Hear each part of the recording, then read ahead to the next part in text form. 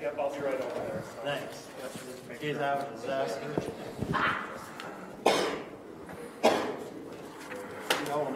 Hey, we do have a circus upstairs. Yeah, that was mine. I grabbed it. Okay, yeah, I know. I said, let's take this. We got a new one. Yeah, I was down here working on getting the switching set up. It wasn't working right for me. Hoping this will work. All right. Thank you. Then all I have to do is slide down here and go to this right here. Okay,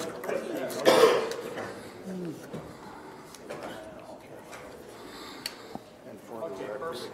Just so you guys know, the bylaws don't specify that the temporary chair has to be from the board, so if we wanted to nominate anyone in the room, we could. That's great. Dennis?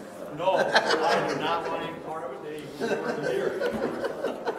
Heather, the ribs were not very good. I didn't like the ribs. You didn't?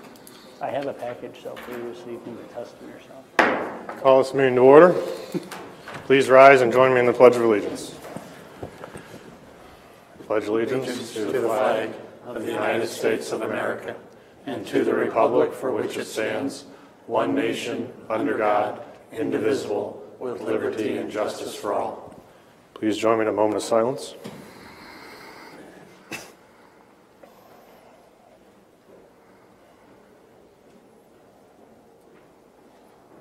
Thank you very much. Please be seated. Remember to silence your cell phones if you have them with you. Due to a closed session before this meeting, the second item on our agenda is the election of a temporary chair to preside over the election of a chairperson. In the past, the previous chair has served in this role, and I'm willing to do so. I would move to make Matthew Hung the temporary chair. Second. Discussion? Excuse me. All those in favor say aye. Aye. Opposed say nay. Passes 5-0. And I am the temporary chairman to preside over item number 3. This is the election of the chairperson for action, and I would nominate myself.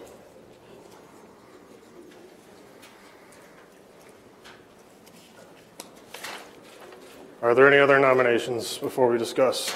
I'd like to nominate Supervisor Rocky DeWitt. Second. Nominations don't require a second, I don't believe. Are there any other nominations?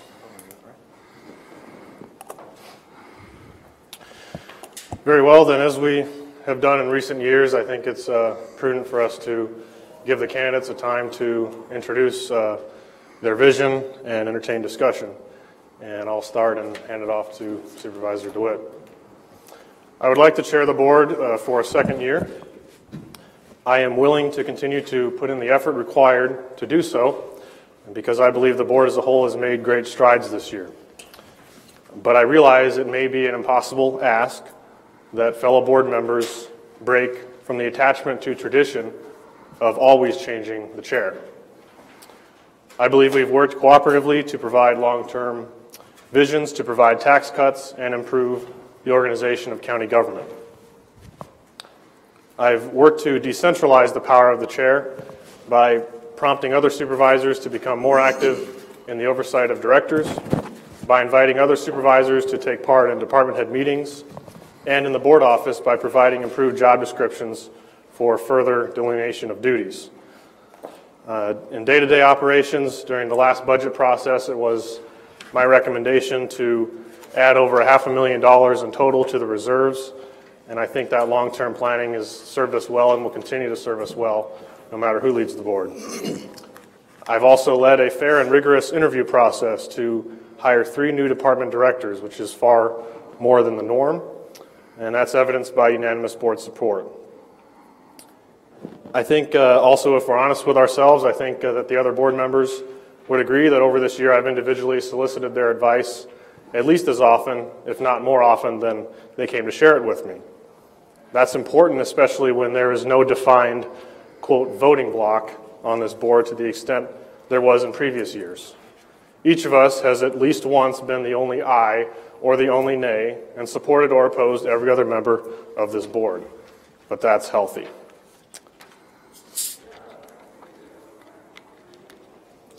And that's what I have to say. Mr. DeWitt. Thank you. Were I to be selected chairman, I would like to, my vision would include maintain a taxpayer-friendly budget and still try to lower levy rates where possible. Meet the needs of high-quality service. For example, paramedics, jail expansion and personnel. Those are going to be some upfront and in the trenches, if you will, that we're facing right now. So long-term planning towards courthouse repairs, LEC upgrades, perhaps what to do with Prairie Hill, since that's going to be sitting there vacant. I'd like to continue to increase cooperation, communication between all department heads, elected and appointed, and with our communities. We've done well with our town hall meetings in the rural areas, and I'd like to continue that. If I were chairman, I would see that we have a continuation of most committees as they sit. I like to see some continuity with that, but I also think in certain areas that we could do better if we did a little rearranging. So I will leave it at that. Other board members, any discussion?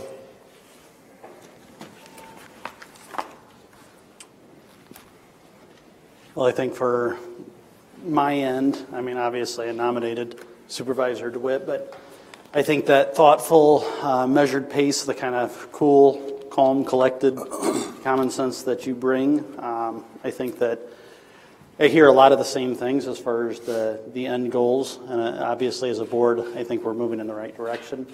I think the means of shepherding this board, I think Supervisor DeWitt will be a very good chair. Not seeking any leadership position with some priorities, but I will help support whatever chair is elected or whomever is elected behind the scenes. So, but that would be my preference for this next year.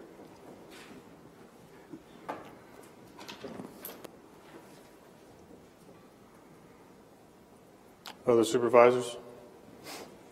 None here.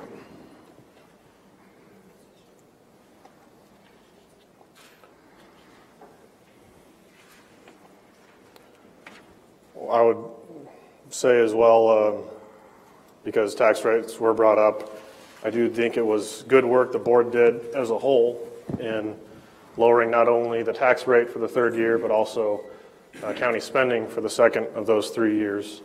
And I would certainly pledge to lower the tax rate for an unprecedented fourth year. I think I'm very proud of this board for what we've done. Dramatic effect. And I just want to add some perspective. When I was selected to chair this board, it was of the least experienced board in several decades. So it was quite a challenge for all of us. But I think that the way that we have organized committees and the way that we have organized county government and the way that we have gone out in the rural communities and continued all of that, I've been happy to do that with the support of this board.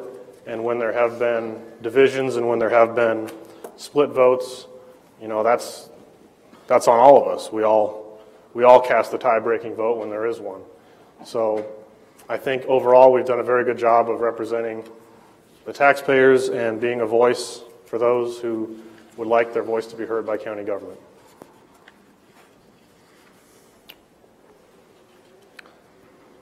And again, I'm willing to put in the effort. Any other comments?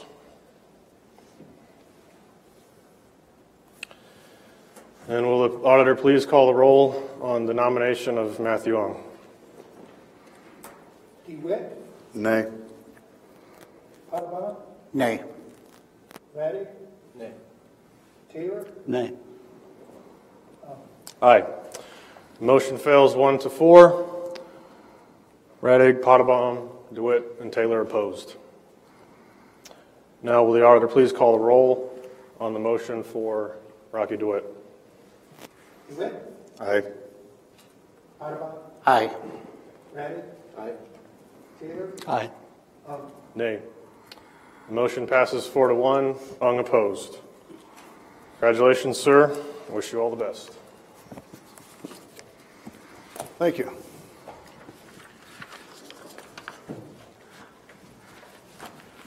Just swap stuff.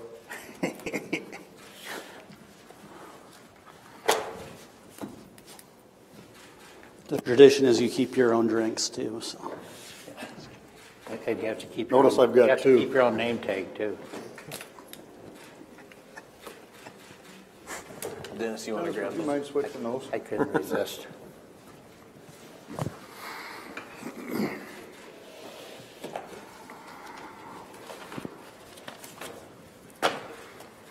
In taking the wheel, as they say, I vaguely remember my guidance counselor from high school days mentioning something about government service, but now in looking back, I think he meant the Marine Corps. So we'll give this a shot.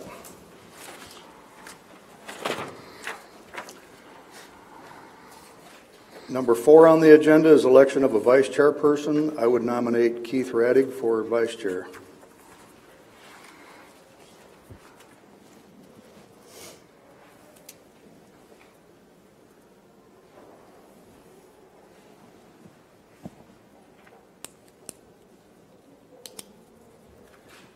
No other. They don't require a second, so. Okay. Any comments? Any other motions? Any further nominations? Mr. Auditor, would you call the roll, please? DeWitt? Aye. Hartman? Aye.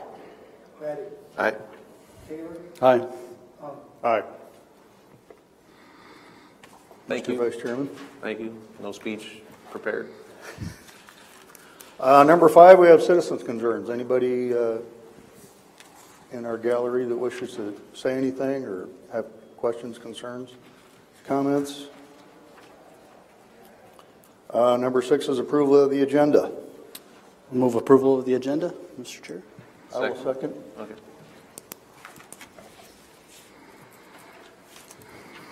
Any discussion? All those in favor say aye. Aye. Those opposed? Motion carries 5-0. Items 7 through 13 constitute a consent agenda of routine action items to be considered by one motion. Items pass unanimously unless a separate vote is requested by a board member. Number 7 is approval of the minutes of December 19th, 2017 meeting. Approval of the minutes of December 14th, 2017 special meeting. Approval of the minutes of the December 15th, 2017 special meeting. Number 8 is approval of claims. 9 is approval of appointments of A, County Engineer Mark Nera, B, County Medical Examiner Dr. Julie Briner, C, County Weed Commissioner Jared Jepson, D, County official newspapers, and E, county representation to the 3rd Judicial Department of Correctional Services. Number 10 is approval to reappoint Leo Yoakum to Commission to Assess Damages Category A. Number 11 is Human Resources with A, approval of Memorandum of Personnel Transactions, B, authorization to initiate hiring process, C, approval of retiree request for spouse to remain on county health insurance. Number 12 is Secondary Roads, Mark Nera, A, consideration of resolution authorizing the county engineer to execute certification of completion of work on federal aid, state aid, and farm-to-market construction during 2018. B is consideration of resolution authorizing the county engineer to close roads for construction, routine maintenance, or emergencies during 2018. C is consideration of resolution to set the interest rates on drainage district warrants during fiscal years 2018 and 2019. These are standard every year things, aren't they, for secondary roads? Okay. Number 13 is public bidder, Heather Satterwhite. A, approval of notice of property sale resolution for parcel number ending 0006. also known as 1113 West 17th, for Tuesday, January 16th at 4:35 p.m. B is approval of notice of property sale resolution for parcel ending 1010, also known as 799 Lewis Boulevard, for Tuesday, January 16th at 4:37. And approval of C, approval of notice of property sale resolution for parcel ending 9013, also known as 1110 13th Street, for Tuesday, January 16th at 4:39 p.m. Without further questions, I will move this consent agenda be approved. Second. Mr. Chair, Sir? you did not, I don't think we specified on item 9E who is the county representative. Okay. It's currently Mr. Potabom, I believe, but did you have someone in mind? I think we're going to leave Mr. Potabom there. That's what you had said. Yep, we'll leave Mr. Potabom on that. Any comments on that or discussion? I want to congratulate again Melissa Thomas. Her promotion to HR Director is on the memorandum today. Look forward to working with you. Any other discussion on the consent agenda? All those in favor say aye. Aye. Oh, sir? All those opposed, say nay. Motion carries 5-0. We are at the end of our consent agenda. We're at number 14. It's an action item, Siouxland Coalition Against Human Trafficking. Bernadette Richter, approval of a proclamation for Slavery and Human Trafficking Prevention and Awareness Month.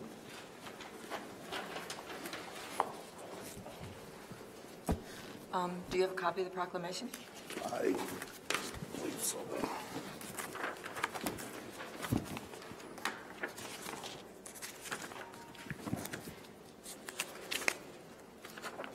Let's read this one. Would you like me to read it, or do you want to? I would be happy if you would read it. I would be happy if you read it. Oh. Yep.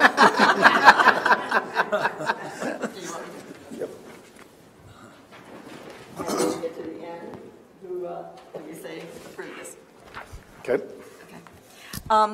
Whereas the United States was founded upon the principle that all people are created with the inalienable right to freedom, and added the 13th Amendment to the Constitution, making slavery illegal. And whereas slavery within the United States today is most often found in the form of forced labor and sex trafficking, which weakens our social fabric, increases violence and organized crime, and debases our humanity. And whereas this problem is found even within our communities. And whereas every business, community organization, faith community, family, and individual can make a difference by choosing products that are not made by forced labor, by working to protect our young people from sexual exploitation, by addressing the problems of internet sex trafficking and pornography, and by becoming more aware of the problem and possible solutions. Now, therefore, Woodbury County Board of Supervisors do hereby proclaim the month of January 2018 as Slavery and Human Trafficking Prevention and Awareness Month in Woodbury County, Iowa, and urge all citizens to become more familiar with the problem and to work towards solutions.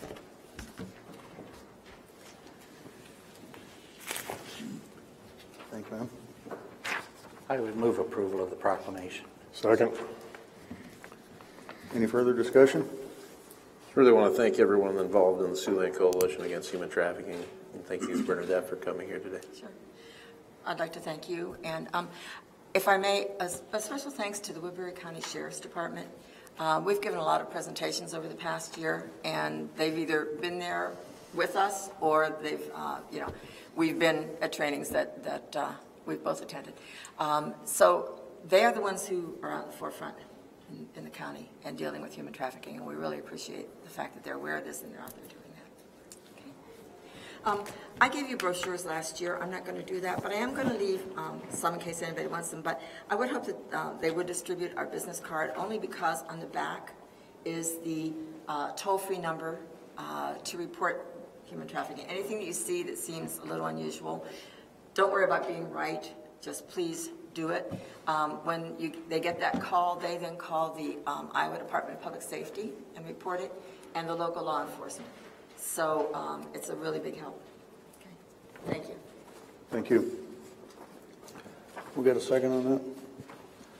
Yes. Any other discussion by anyone? All those in favor say aye. Aye. All those opposed say nay. Motion carries on this item 5-0. Thank you very much, Mrs. Rick.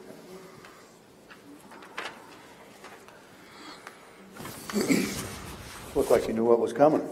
It's on the list. We have P.J. Jennings, County Attorney, to talk to us about the approval of remodel of North Conference Room on 6th floor for Senior Judge office space. Thank you, Mr. Chairman. I'm not going to regurgitate all of my arguments for or against last time. I believe all of you were here, so I did see the new chairman now, as well as Keith Raddick, tour the building last week. And so if any of you have any questions, I'd be happy to answer them. The chief judge is here as well. And I know I saw David back there. So any questions, I believe you guys know.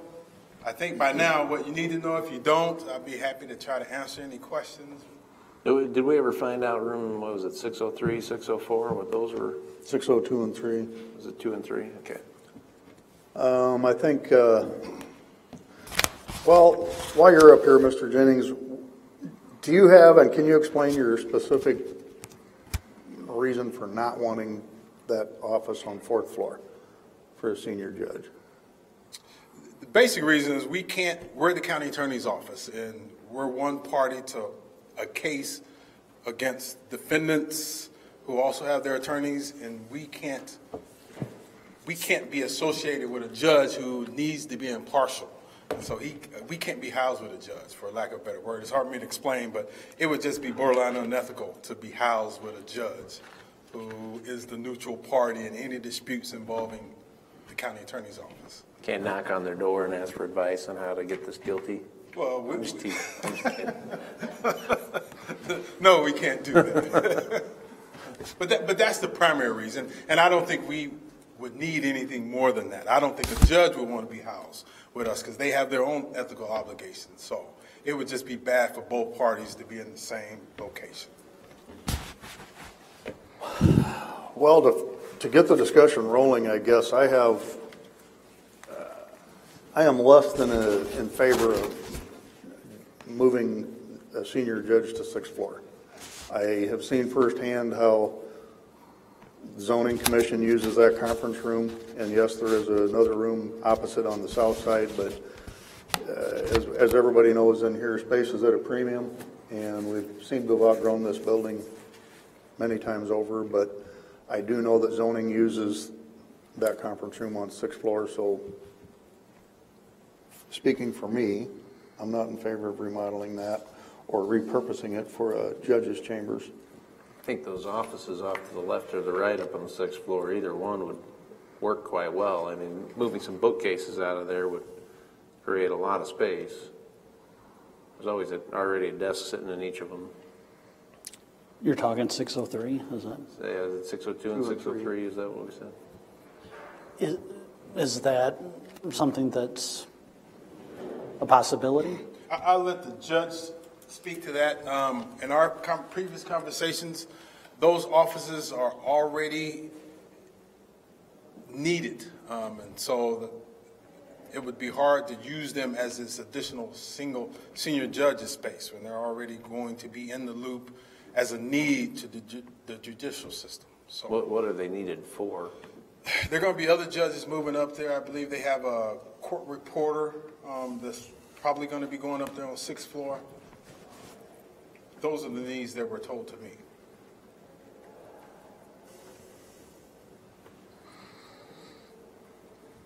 Does Chief Judge Hoffmeyer have anything to say?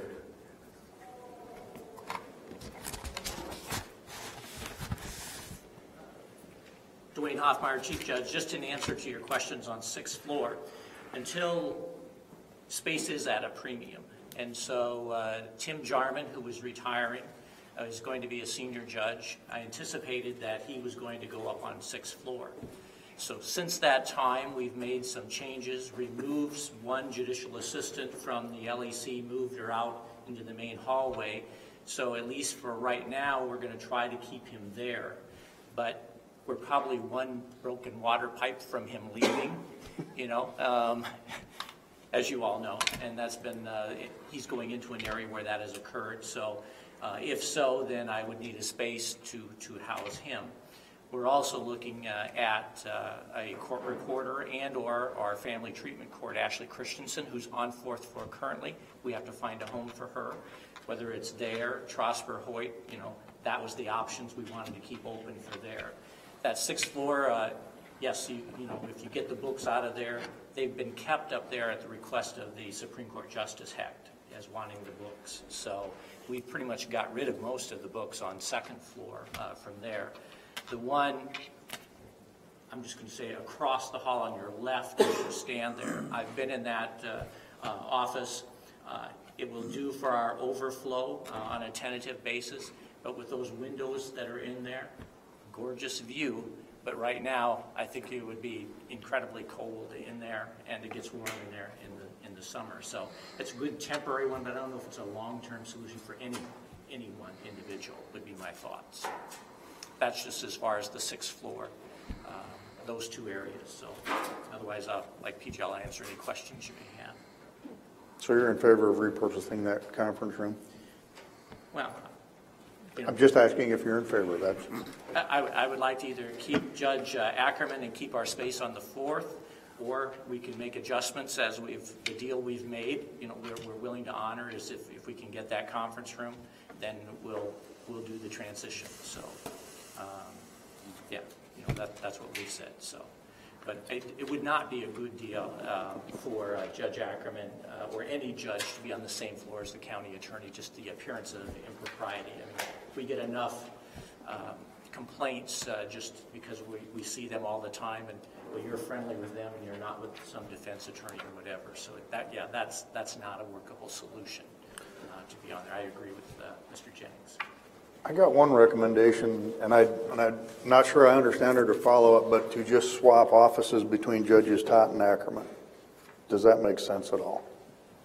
Well, I already plan on that because Judge Tott is going to go with Judge Ackerman, but Judge Neary will be the primary person when he comes into town. Will be taking what is Judge Tott's space, and I've got that other little. It was a conference room on the other side, and that's where I plan on having Judge Schumacher, when she is in town, utilize.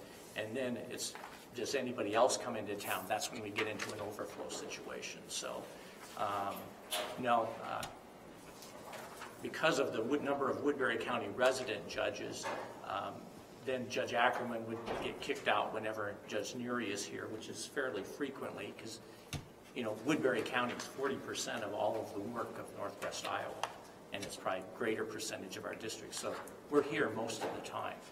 So Judge Schumacher, for example, is here now for 6 weeks in a row doing a criminal docket. You know, they'll all cycle through like that. So, so no, I do envision Judge Tott taking over Judge Ackerman. But then I would, knowing Judge Ackerman, as we've said, I anticipate he would be here and Neary, so I'll still have an overflow situation.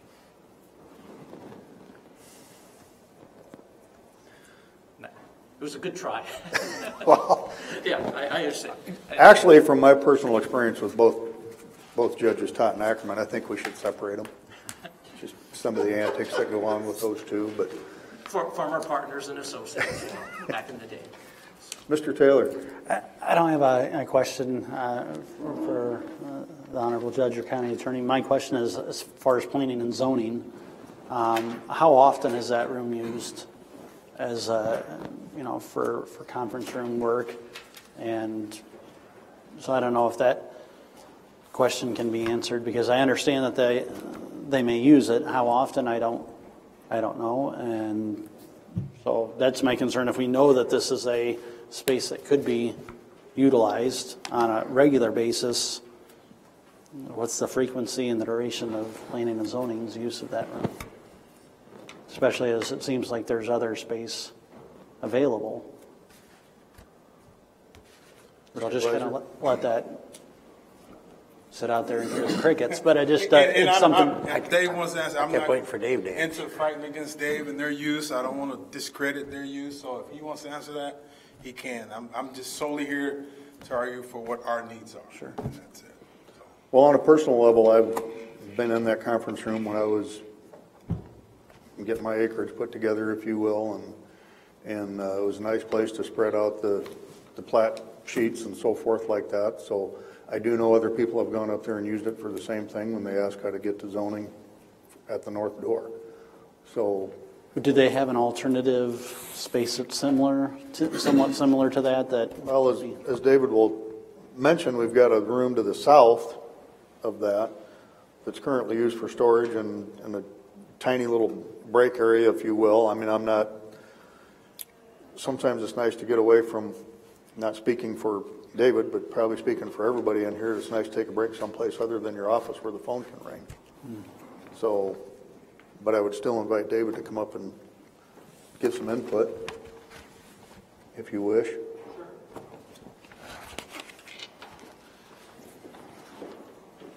In terms of the frequency or the use of that conference room, we use it, internally almost on a daily basis, and then periodically when people walk in, there'd be instances where if you have two parties plus their surveyor that want to talk about a land split or parcel split. Just this afternoon, we had a surveyor come up, and we've got 26 final plats that we're reviewing. So, I mean, it's a space that's very much utilized, and the storage room or the room on the south side across the hall from it is, there's no room for building services doesn't have any space for us to use for storage. So we have files from 1971 that we are filling up that room with. We're trying to take files out of the filing cabinet now and put them in boxes and ordering more shelves. We've, had the room set up where we've got the TV up so we can pull up beacon and mapping and so forth and sit down and work with people. And our offices are pretty small, so I mean, if you were going to get 4 or 5 people in an office, it's just really doesn't really facilitate good meeting with the public. So, Out of curious, could these gatherings with your surveyors and such be held in the recorder's office anyplace? Because I know the surveyors go in there quite a bit. Pat, any comment? You weren't listening, were you? I mean, they have a table in the recorder's office where people will come in on their own and look at, records and so forth. But I don't think that would be an ideal situation for the recorder's office either. Well, I was even thinking the old board office too. I mean, you've got a large screen TV, you've got room for 8, 10 people. I know it's not as ideal because it's not right there. I get that. But we're trying to put lipstick on the saying. So, I mean, we're trying to figure out something, that may be less of an ideal. So is that a possibility of? I mean, if someone were to walk in and, I don't know, it depends on who's using the boardroom, if it's reserved or not. I mean, it wouldn't be ideal, no. I gotta say, I think it's kind of ridiculous to split up like the space for David's office. I mean, it's 2 employees and a secretary in the area. Moving them to separate floors doesn't seem to make sense. I mean, a judge can be kind of put anywhere other than maybe the legal department's work. So I think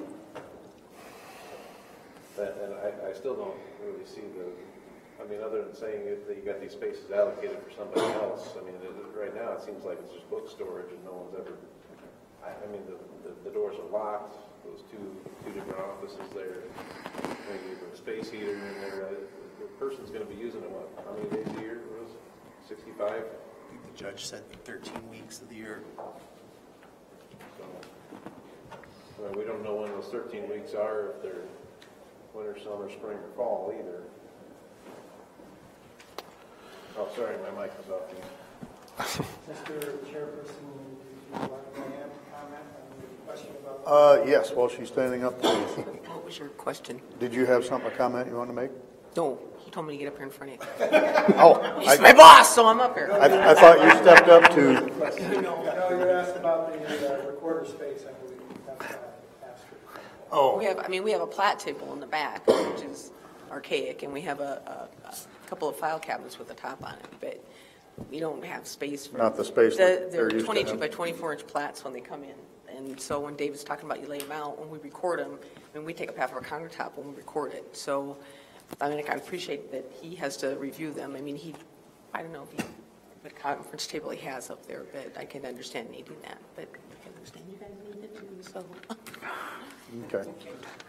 Mr. Ohm? Yeah, I think the chief judge may disagree that a judge could go anywhere, and that's part of the concern here is we're trying to find a amicable solution that makes everyone happy. And how long has this been looked at, PG? I mean, you've looked at several options and spaces. We've been looking since at least, once we knew we were hitting that $1 million mark, which we hit, I believe, back last March, way ahead of schedule.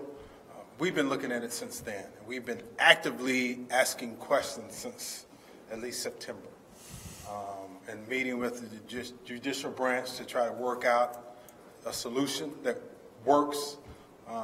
And that was the best one, the one that we're proposing right now, the best one that we can come up with. Because we just absolutely need to get out of the basement. We just can't work down there anymore with the volume that we're seeing. What's the next threshold where you would say you have to move? We're past that threshold. Like I said, we didn't envision hitting that $1 million mark until sometime this year, because then the state requirements of us reaching that threshold were going to come into a play. And so we met that a long time ago, doing just what we're doing now. But we need to expand if we're going to do more. But that's kind of where we're at.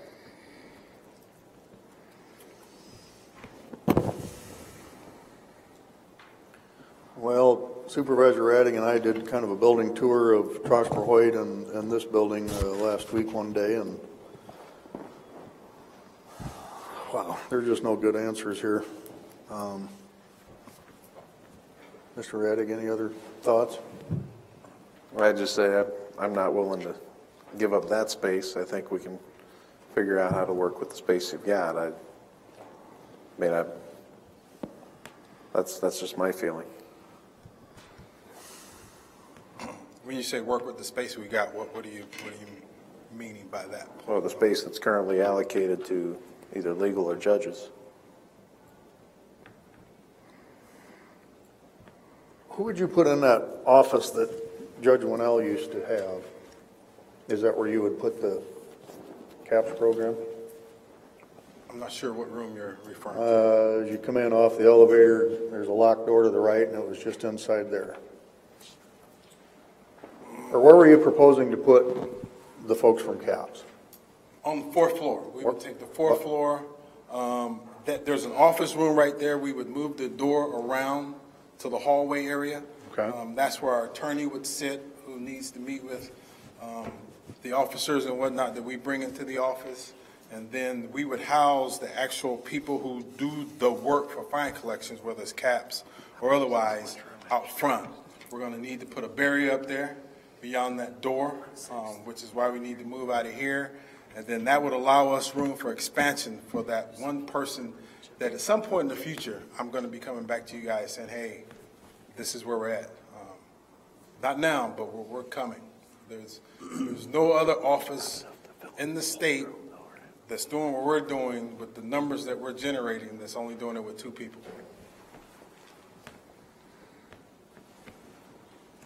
And I saw the chief judge stand up like he wanted to come up here and say something. I'm just going to tell you what Judge Winnell's office was. Oh. All I would say is the furniture and everything in that office is judicial branch. Right. That's coming out of there. Okay.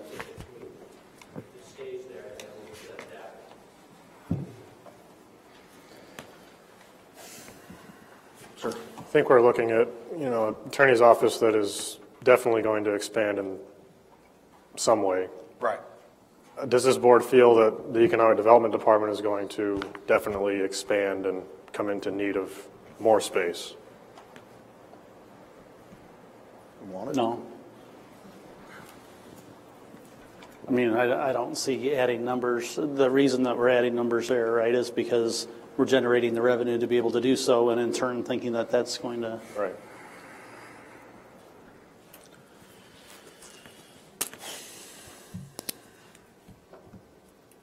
And I get it, there's no easy answers, which is why we actually delayed this to look again for a new answer.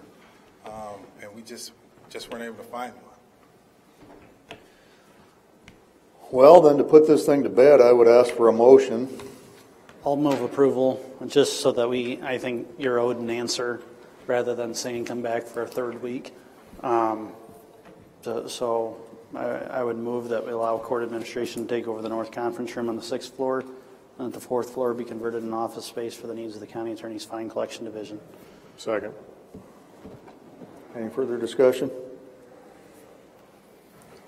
All those in favor say aye. Aye. Aye. All those opposed say nay. Nay. Nay. Carries 3-2 with Radig and DeWitt opposed.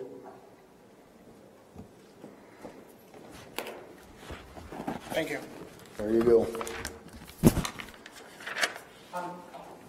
Would it be possible, BJ, if, I mean, since we're going to lose that space, if Judge Ackerman took one of our offices and then we took that office and used it, it would provide more meeting room, more room for people to, if we're going to have to meet with them in our office than it would the current offices that we have right now. I think that's doable. We can talk about that. I don't know what you're proposing. Ackerman can take my office, I'll take that conference room and try to convert it into space that we can use. Mr. Chair. Thank you. Okay. Since this is not... All right, I think we can discuss it. Is that going to be another item someday, or? All right. If it has to be, we can work it out among themselves, but it's not an agenda. Okay. All right, number 16, Board Administration, Mr. Butler. Before I start here, I had to make some correction on some dates here, payment dates. Sorry for the inconvenience there. Okay, the first item we have here is the new training center. I'll kind of go through my agenda item here, then we go through it otherwise here. The Board of Supervisors approved the building of a new Sheriff's Training Center using the lease purchase method of construction. The payments are on a quarterly schedule for 5 years with a starting date of January 19, 2018, and the last payment being on October 19th of 2022. There's been a subsidiary fund established named a Sheriff's Training Center, and all funds will be received and dispersed for this project out of that fund. A budgetary transfer is needed and additional funds are needed to be allocated to make the payments. The operations of the center will be budgeted from the Building Service Department under the department/division named Training Center. So the operations will actually be out of the General Basic Fund. The lease purchase will be out of a separate subsidiary fund. Actually, it is part of the general fund. I've told it when it goes on our CAFR reports with our certified annual financial reports. It's all combined, but we do make separate funds. We've done it for commissary fund to be for this fund. We've done it for centennial event to keep the money separate, so they're intermingled in the general basic or general supplemental fund. Okay, some of the background here is the board did approve the lease purchase agreement for the construction of a training center for the Sheriff's Department. The agreement was for 5 years. After 5 years, we buy the building back from whoever we're leasing and lease purchasing from for $1. The board did allocate $75,000 from local option sales tax revenues and $75,000 from gaming revenues during the current year. Those funds will be transferred Those funds will be transferred to the fund of Sheriff's Training Center fund and be used equally for each of the payments. So there's 20 payments. One we got a projection or proposal to pay without using gaming revenue and local option. Also, the Deputies Union has pledged $40,000 for this purpose, which again, we put that $40,000 in the Training Center fund and divide that by the number of payments to do it equally each year. That would also be equal each year. The funding for the first payment due on January 19th, 2018, if approved by the Board of Supervisors, will come from the funds set aside for the lease purchase payment for sale for jail cells that did not materialize, which amount to $29,000. Funds for the next 19 payments will come from the lost revenues, gaming revenues, and union donation. As shown, there's a schedule. I've shown how it could go about. We're going to ask the board to hopefully approve that today, so we have it set for the next 5 years. The amounts needed of additional revenue total $352,614. The breakdown by fiscal year is as follows. Fiscal year 18 is $18,067.68 for fiscal year 19, $74,343. I'm going to round these off. Fiscal year 20, $74,344. Fiscal year 21, $74,344. And fiscal year 22, $74,344. And fiscal year 22, $37,122. If there are revenues that are generated from possibly rent potential, that would go to help offset the allocation that will be proposed from gaming and lost funds. So at the bottom, you see the recommendation there. Basic, and I did include that schedule I just handed out to you. It shows how much we need each year. The proposal that the board would have to approve, or I'd like them to approve, is additional funds be equally split between lost and gaming revenues each year.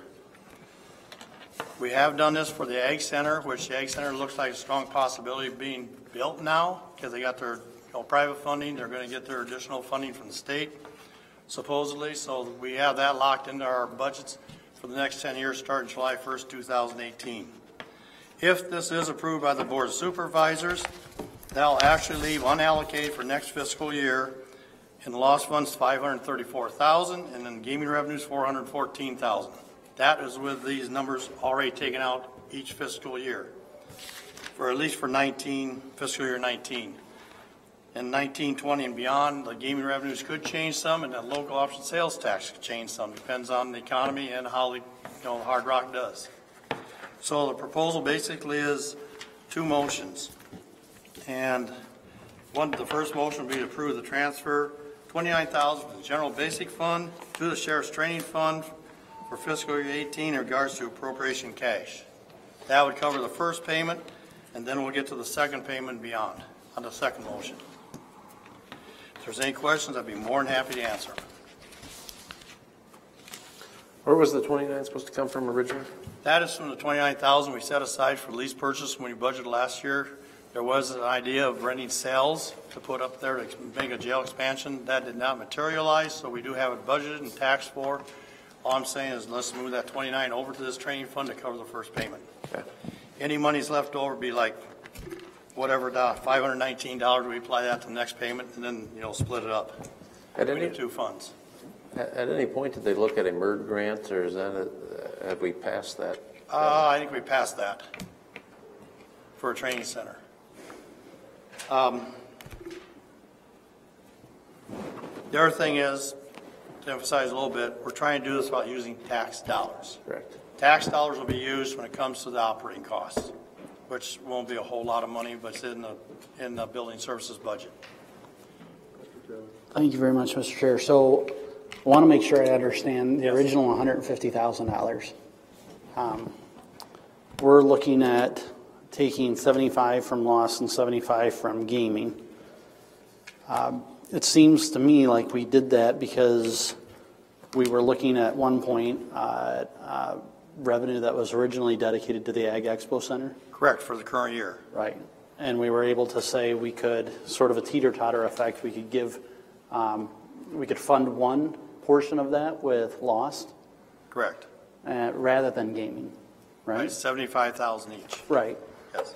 Okay, so that's one thing. Yep. Now we're looking at this being funded from lost as well. Correct. Half from loss and half from gaming. Which I think I like, but is that something that this board has talked about previously, doing as the funding source for the training center? Well, we said we're going to try to do it without any tax dollars. No, I got that, and I'm on the same page with you. Okay. And here's my only question is if we're able to do that, that's great. But I think we looked at the Ag Expo Center as an appropriate use of lost funds. I just want to make sure that this is as well, if that question makes general sense. It does seem like the definition of economic development it's broader than I know. I don't know where it ends with how we've been using lost funds. Right. We've used lost funds for a lot of different issues that could be debatable whether it is really lost funds or not in the past since it's become in existence. We funded, I believe we funded out of the lost funds also the $250,000 here for 10 years, or $250,000 for the Tyson Center. It says insofar as practical. You say what? Insofar as practical, to be used out in a rural area, and then how do you define economic development?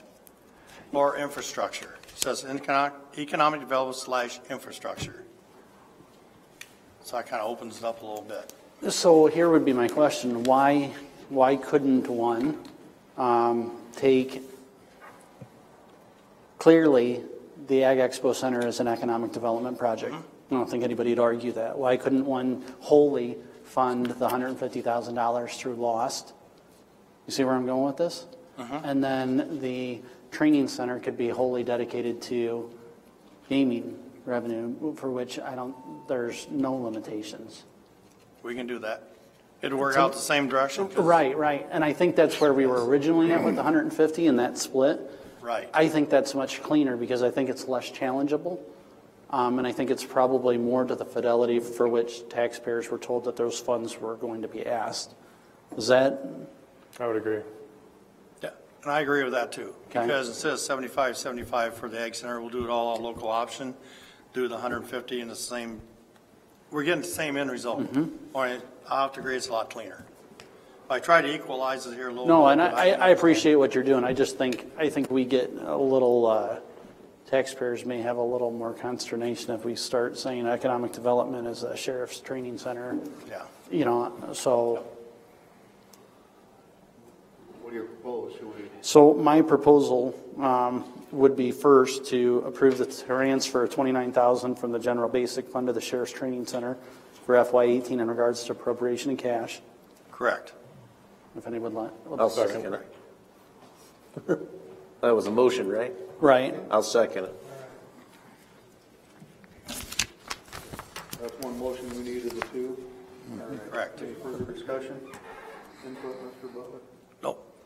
All those in favor say aye. Aye. All those opposed say nay.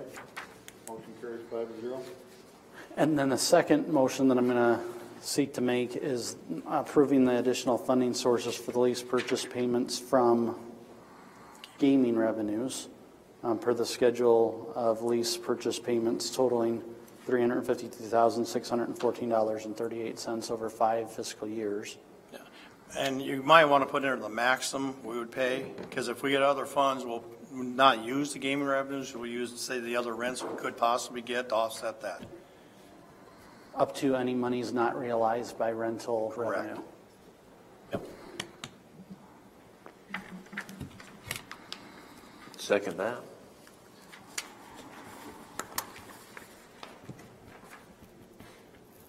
And my asterisk, and I know we're not, it would be that we're going to come back with the Ag Expo Center and look at lost funds. We can do that when we come back, go through the two budgets. Yep. Reallocate it around a little bit. Okay. And we're getting the same place. Yep. Probably not related, but who would be setting rent rates if we decided? Would that be the sheriff? Would that be the board? I would assume it'd be the Board of Supervisors under advisement from the sheriff's office. But the board should make the final decision on the rent. Sound right? Feasible? Okay. Further discussion on that? All those in favor say aye. Aye. Those opposed say nay. Mr. Gillis carries 5-0 on that as well. Mr. Chair? Sure. Can we get an update then of lost and gaming funds and the projections given the action that we're taking? Okay, what I included today did not include the money allocated this current year. I did give you a new update today, so I'll update that, give you a new one I sent out today, and add that, the money we use today for this fiscal year. I don't project out, year after year I used to, but we just stayed with the current year. But it will be in next year's budget. I already have it put in next year's budget. I'll just have to shift it around to all gaming instead of lost. But to change our allocations available just a little bit. Great, thank you. Yep. All right, item 17, state of the budget presentation, information item, Mr. Butler as well. Okay, this is a practice we kind of started and we want to continue it a little bit. I'll go through this for, I suppose, the benefit of the public. If you'd prefer, I can go through it verbatim, or is there any questions on it? Or would you like me to go through it? 3.5 pages, but I don't mind going through it if you'd like to. Mr. Chair? Sure. My suggestion would be that you give us a 30,000-foot aerial 3-minute overview rather than verbatim, and the other end being that nobody knows out there what you're talking about. So somewhere in between. Through. That would be my recommendation. Some of us are struggling with the same thing, but yeah. Okay, we'll just kind of summarize as much as I can here. And we'll get right to the point. There's been questions asked, how much are our appropriations going up? I have included that on page 1. Our fiscal year appropriations for the current fiscal year are $52,968,541. For the new year, and we'll preface this when we get through here, it's $58,097,650. It is up $5,129,109. The basic reasons are, and I'll get into it later here, but the major one is the $2.8 million is CIP improvements, which is funded through a bond issue, which is calculated won't be calculated the actual repayment of that bond issue till the following year, 19-20. So that's the major one. You get back to your general basic fund, and I'll go through that here a little bit when we get back a page or two. So even though it looks like it's going up a lot, yes, appropriation-wise it is, but there's legitimate reasons why it's going up. And some of those cuts could be made through our budget process. Okay, the expenditures, I'll go to the second page now. The expenditures over revenues. What I do there is take all of our revenues we estimate available, take our total budget, which includes payroll, benefits, all operating costs, CIP, everything. So the difference there is what our tax asking would go up as is presented today. Like I say, it's a starting point. It's probably going to go down, and more likely it will. So in the general basic fund, we're up $1,288,319. General supplemental, we're up $627,623. County services, regional contribution of $1,122,432. I'll get into that when we get going here a little bit. Debt service is going down $698,508. Your rural basic is going down $194,479 for a total increase in taxes as it stands today. Like I say, it's changing. Is $2,145,479. That is a worst case scenario because that does include improvement requests and CIP. So now we'll go back. How much new money can we generate if we left the tax rate the same? We've had a total increase in our taxable valuations countywide, $226 million and some odd dollars, and the increase in the townships went up $68 million, which is embedded in that 226. We have to have the township for a separate purpose for rural basic only. So we get down to, if we keep the rates the same, we could generate, and I've shown on the sheet here, we can generate almost $2 million. It's just a shade over $2 million. General basic, we can generate $836,000. General sup, we can generate $634,000. Right on the line. County services, we can generate $100,000 extra. Debt service, $263, and rural basic, $202. Those are the maximum at the current tax rates. Okay, now we'll go back to why are some of the highlights. Revenues in the general basic fund, transferring in is going up $347,000. We've had change in our IPERs. We've had changes in our other benefits. So that is money that is levied in general sub for all the benefits budgeted for in general basic. And that does include a 5% increase in health insurance. Tax revenues, we have to maintain at least $350 to be able to go to the general supplemental fund. At the current pace, we're at $3.70. So that allows us to use the general supplemental fund. Expenditures, I'm just going to categorize these. There's reasons why they're there, but we'll know them when we go, or we'll discuss them when we actually go through their budgets. Sheriff's Division, an overall increase of $482,000, where the LEC Correctional Facility is a part of the $339,000 is embedded in that $482,000. The Conservation Division has an increase of $322,000. And it must be remembered, and I was going to preface this when we get to the budgets, all 6,000 line items, which is office equipment, new equipment, any kind of equipment purchase is 6,000 line items. We're taking out of the current year budget because the board chose to take them all out for 1 year, try to balance the budget last year. So now they're coming back.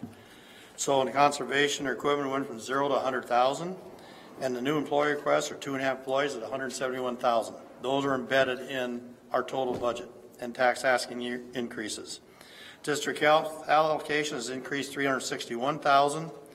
Their accrued cash reserve fell short of the 22%, and we had kind of I assume a gentleman's agreement somewhat. If they're above, they refund it. If they're below, we refund them.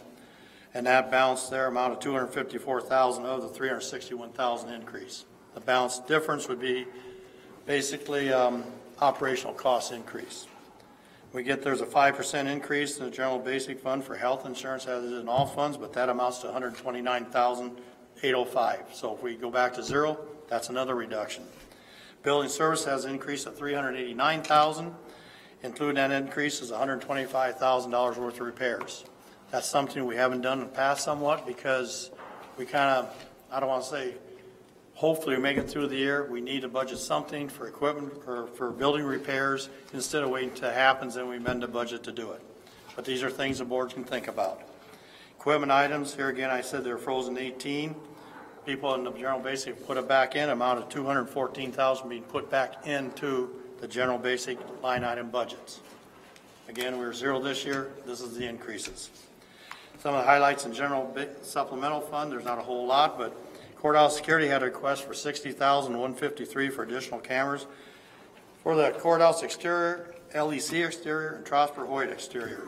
Potentially, that should probably be moved to CIP, but for the time being, it's actually in their budget right now to pay through tax dollars. Again, if we put CIP, it's paid through tax dollars on a debt service, but spread over 10 years. And also in that, when we figure out the debt service levy, we can use the increment values that we can't use otherwise, because you take your tax base, add your increment in, that gives you the base to figure out your debt levy. So it's taking advantage of the increment valuations we can't take otherwise. There's a 5% increase again for health insurance there, that amounts to $28,000. And then in 2018, there's a general election that has to be paid for by the taxpayers. That's November 2018, that total $186,000. In regards to our accrued cash reserves, we're fiscal year 17, we're 19.57, we're up a little bit. Our goal is to be at 22%. We're going to make a big stride toward that this fiscal year. Reference back to what Matthew said at the beginning of the meeting. You know, we are trying to rebuild our reserves, so we are this year, and hopefully it'll be close to 21%. That's our goal. 22 is ideal, but we're gradually getting back where we should be. The only thing could interfere with that would be revenues not coming in as anticipated or expenditures going over what was anticipated. Revenues, you know, the board can't really control. Expenditures over their budget, the board does control through budget amendments. Now we'll go to the Rural Basic Fund. Rural Basic Fund tax asking is down $194,000.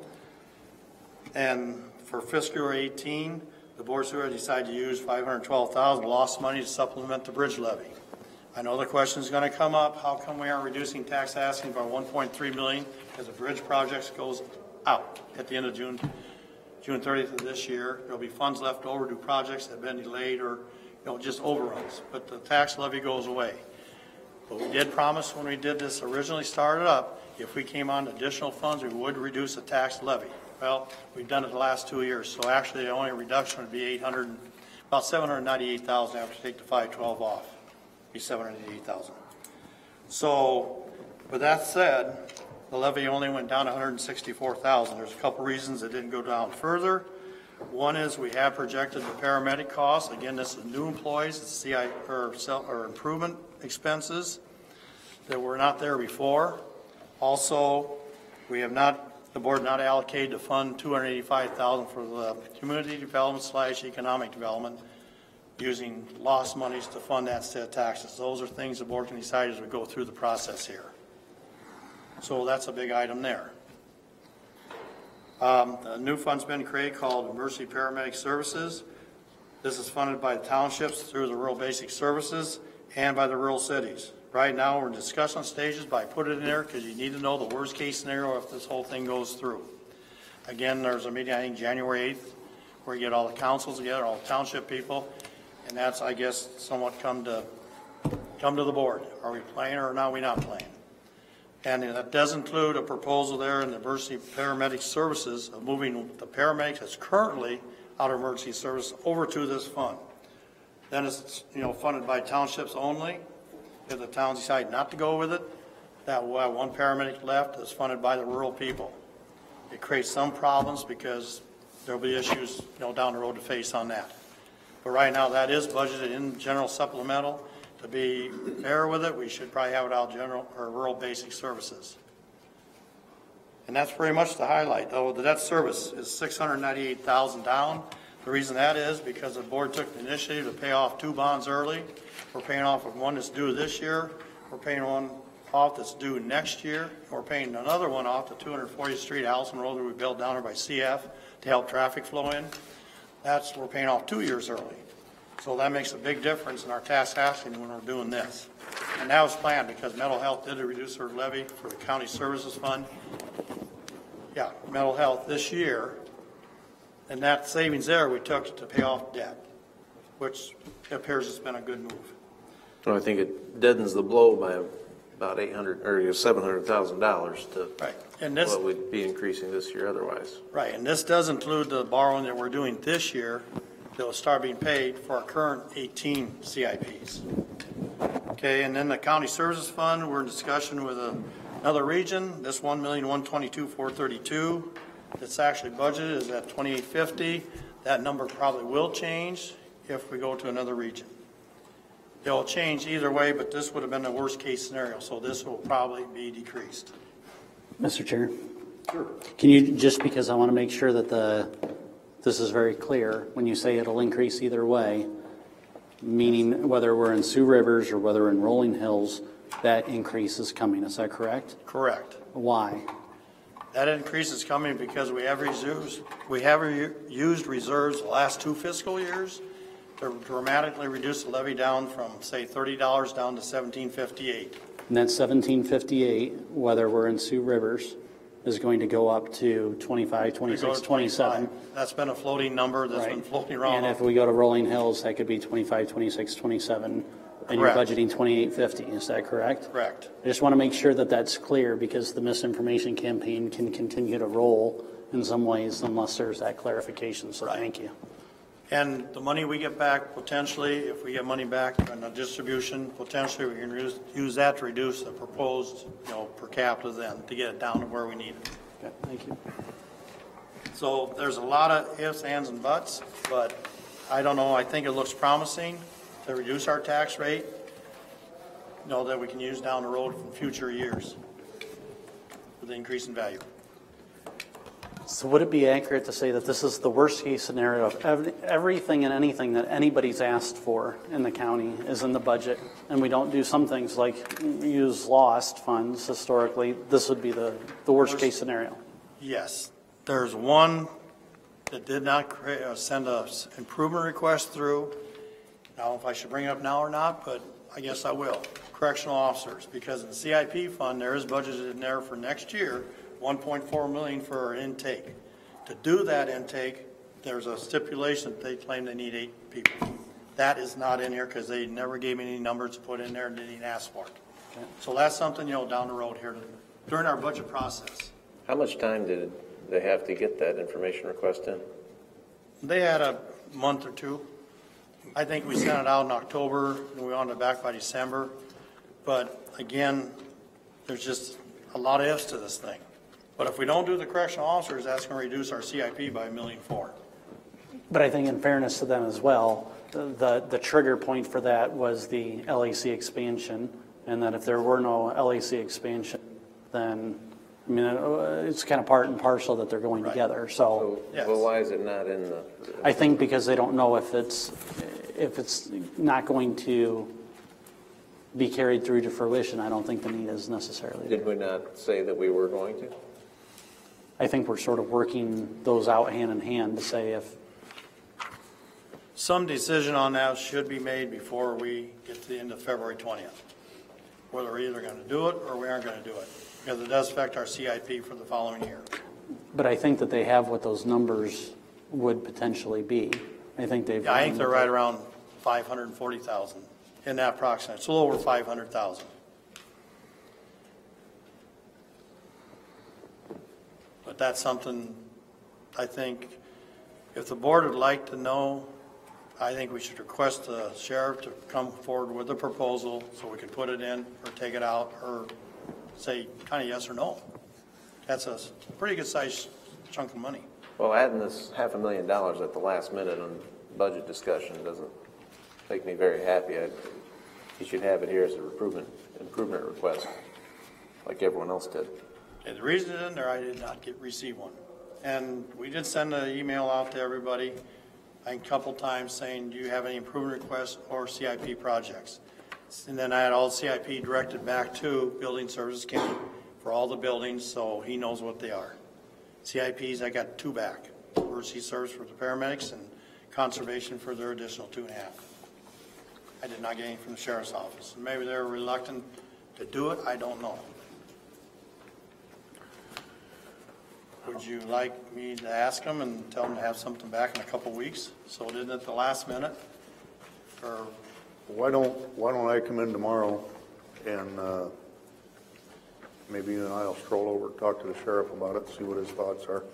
okay. Agreeable? Can I ask one more? Mr. Taylor? Is there a way to take this FY19 appropriations, you have this, what appears to be a over $5 million difference, but you've admitted a great part of that is capital improvement projects that aren't operational increases. Yeah, 2.8. Okay, that a lot of that 2 million, you get back to go to the third page here where I got expenditures for general basic fund. If you take and add the 482, the 322, the 361, the 129,389 and the 214, that comes pretty close to the $2 million.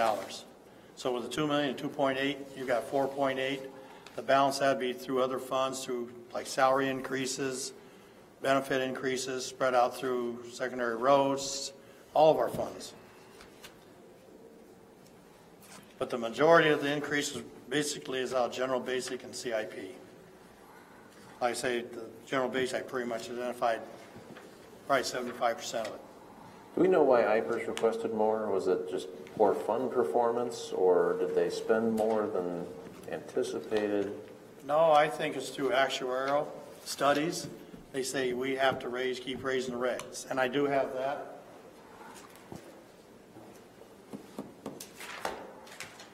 The rates for regular employees, the employer share went up 0.5%. For sheriff and deputies, went up 0.38%, and for protection occupancy, went up 37.1%. The employees, they also went up too, but I guess the employees, we care about them, but we don't care because it's out of their paychecks. The employer part is where we do care, because that's where we got to come up with money. But it's trying to make the fund solid. There's a lot of pension funds across the United States that are basically bankrupt. This one is very close to solvency.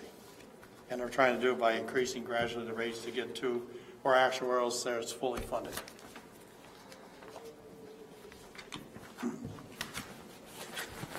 Can you tell them to stop sticking 20% in foreign stocks? Right now, there's some of the better performers. Any other questions for Dennis on this? Will you put up the tax rates at the beginning of the meetings again? Okay, Through the the schedule budget we had last year. Our starting point, and then as we go down. Yep, because anywhere we go now, it's going to be going down. It won't go up, which is a good. It's good. Yeah, I think it's helpful. Yep. Thank you. Anybody else? On the jail option, Dennis, if we refuse a potential improvement request or the project in general, have we already borrowed money or not? We did borrow $1 million this year. It's been reallocated to different projects. It's already been reallocated? Yes. Okay. So they're actually putting $1 million in for next year. Okay, To thank you. restart the program for that. Okay. Yes. Yep. Are we done with 17? Then Dennis, we'll keep you talking and have you talk about the CF development agreement. Okay. When the CF was coming to town, there's always economic incentives. We had to do some to get them here. And this was agreed to. It took a lot of study to get it done, but we got it done. And with that, I'll probably just go ahead and read this, and if there's questions, we go from there. When CF Industries and Woodbury County agreed and signed the development agreement, Part B of the county obligation addresses in Section 3 the natural gas replacement tax rebate. That section states, in quotes, if the state of Iowa determines that all or a portion of the property is subject to the natural gas replacement tax imposed by Chapter 437A of the Code of Iowa, the county agreed to rebate to the company, CF Industries, annually an amount equal to the amount of such replacement tax revenue that the county receives in each year during the term of this agreement. The agreement is for a period of 20 years. So basically what that says right there is they sent an assessment back. It's money we haven't received before. We agreed to give our share back. We could not agree to give any other entity's shares back. So all the other taxing bodies, and this happens to be the Sergeant Bluff Luton School District, will get the additional revenue. Liberty Township, the county assessor, WIT, Ag Extension, the state levy, they all get their share of that. We won't. So the problem we've come about, I've talked to the Department of Management, the State Auditor's Office. That being said, the January 1st, 2017 excise taxes collectible for fiscal year 2019 will amount to approximately $940,000 based on assessment of $90,707,586. The tax dollars will come from the taxes generated in each county tax fund. The effect of this rebate on the county will increase both the tax asking and budget in each of the county's funds. This has not been calculated in because I want to start without this rebate because this is money we don't have or didn't have to begin with. So this will be in addition. The funds effect will be general basic, general supplemental, which has to include the county services share. I'll explain that in a minute. Debt service and rural basic. Unfortunately, this will inflate our tax asking tax budget for each fiscal year. All our taxing bodies will receive their share of the portion of the taxes from this excise tax involving the natural gas assessment. Woodbury County could only rebate the county share of the excise tax. Back to the county services fund, that is mental health funds. Once it's apportioned to the mental health fund, we cannot take it out. That's going to amount at the current rate is about $40,000. So we'll have to levy that basically out of general supplemental. Because general sup can supplement the county services fund. So they'll inflate that. But I want to make it very clear, and this is for 20 years, and this for 940 could vary every year, depends on our tax rates. If our rates go down, the reimbursement goes down. But this is money we did not have. Unfortunately, money we could have had, but we agreed for 20 years in this part of the agreement that we give it back to them. This happens with the city sometimes, where they have to do rebates and things like that. It's a pretty good sum of money, but I just want to make the board fully aware, and the public too. When we say, for example, we're levying $20 million in taxes, we're levying $20 million plus 90, the 940,000. The 940 we have to reimburse. So it's money. It's a flow in and a flow out. I just wanted the board to understand that when I come back and say, our total county budget is this plus this, dollars. So we have to show that on our budget form. So it looks like we increased taxes 940,000 on everybody. No, it's on one company, one area, one tax bill. It's a little hard probably for people to understand, but this is what it is. Go ahead. Well, it's a little hard for me to understand. So we're going to levy this assessment against CF. Yes, it'll be part CF is going to pay it. Huh? CF is going to pay it. They have to pay it. Okay, and then we're going to rebate it back to them. Yes, our share of it through each fund, because when you put it on our tax base, we're going to have like, say, 400,000, general basic 300,000 on this fund, this fund, this fund. It'll be in then we'll have a line item division, say tax rebate, it'll be going back out. That I have not put in our budget because it's not really part of our operational. It's a fund in and fund out. But we have to put in our budget so it inflates our budgets. 940,000 on the tax side, 940,000 on our. But there's no impact to Joe Bag of Donuts living on the, No. Jackson Street. No. There's no, so it doesn't, it's a flow in and flow out, it's a rebate. Right. Okay. Comes in through Liberty Township, Sergeant Bluff, Liberty Township. It's all in Liberty Township, Sergeant Bluff School District. You just don't like the optics of it looks like we're Yes. getting all this much more that we're levying, but it's actually just going back to them, so it looks like we maybe increased taxes, but Right. is that a fair want the summation? public- Yes, that's a fair summation. I just want the public to know what's happening and any potential comments, say, from our friends to my right. No, I want everybody to fully understand this. It's a rebate, and we're obligated to it. And it's new money coming in and out. Okay. It'd been nice if we would have had it, but we don't. But we got CF for the valuations come on board. Well, in like 20 more years, we'll have it. Past my lifetime, the future looks very bright for our children in Woodbury County for a tax base. It looks tremendous. I think we've only seen the beginning. Dennis, ironically, we'll probably all be gone and you'll still be standing up here. Trust me, if I'm standing there, I'll be 21st year. petrified. I'll have an oxygen bottle here and some other things probably. I think you're going anywhere. So I won't be here. Any other questions for Dennis? Thank you, sir. Thank you. Number 19, reports on committee meetings. Any committee meetings? Had a good Christmas. Awesome. Santa Claus good to you? No. Better. Any citizen concerns? Any board concerns? Just one quickly, Kevin Green, Siouxland District Health, Dennis and I are going to sit down. We have a district health meeting this week, and we'll hope to come back with a report on the budget. So that awaits us. Good.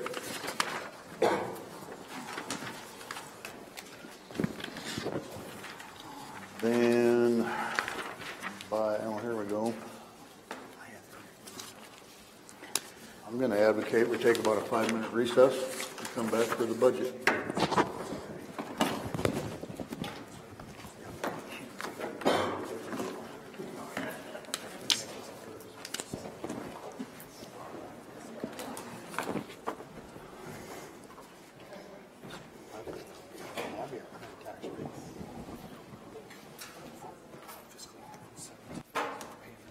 Oh, I mean the taxes. No, I don't know what you're referring to there. The levy rate. Oh, that's this. So you take, for our county, for countywide levies, it would be these down to here. These are countywide. Okay. So you take these, then to the countywide, we add the rural basic. Okay. That's only township money comes back to that, I think, when you add these all up. And that is what they would pay if they pass all of this. Correct. Well, no, that's what they're currently paying. Okay. This is what generates new revenue. Okay. This is what we're over. So if you add all these up, we almost fund all that and keep the rates the same. But the theory is, let's knock this way down, and reduce our rates. Now, the rates may go up the following year, but it's based on new revenue that we generate all this year that we didn't use. Okay. It's a little kind of confusing, but the rate will jump around a little bit. Okay. And hopefully we add new revenue in the following year too. We probably will. Okay. Does that make any questions, please? Yep. Okay. Our Indians budget, is that one going to be controversial? Conservation, they may not have 171 because of the new improvements. Okay. You know, new employees. Otherwise, county auditor won't have one. What's the other townships? It's just a flat there. And what's your own comm center? It's up about 2,000-3,000 much. Yep. Thank you. What stuff? Okay. Go ahead and switch it. I do have that here.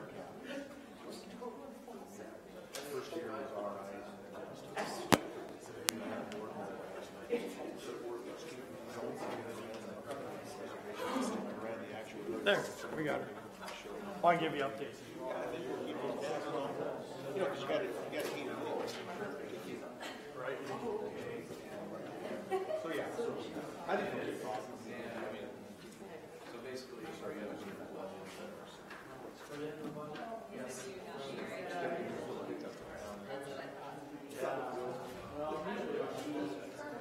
No.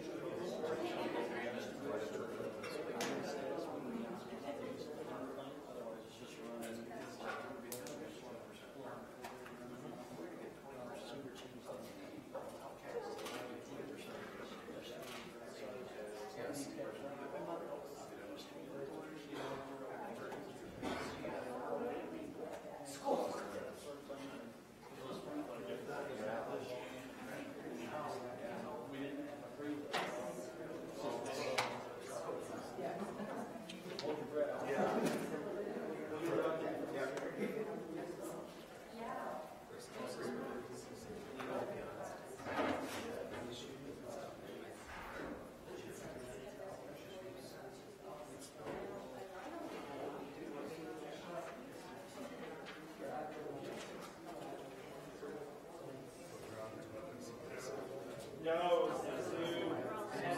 my wife got me this keyboard for Christmas.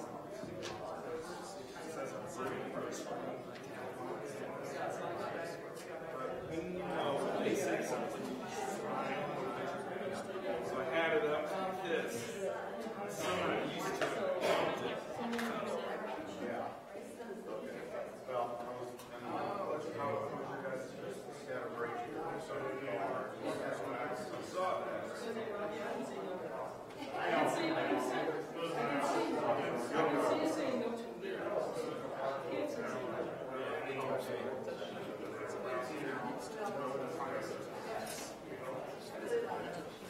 I have to beat Sergeant Love. But I talked to him.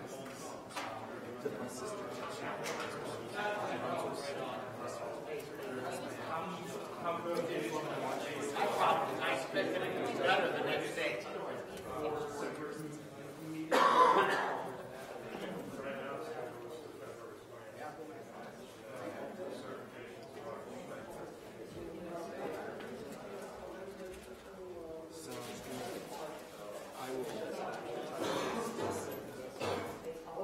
We're idiots. Randy gets it for free.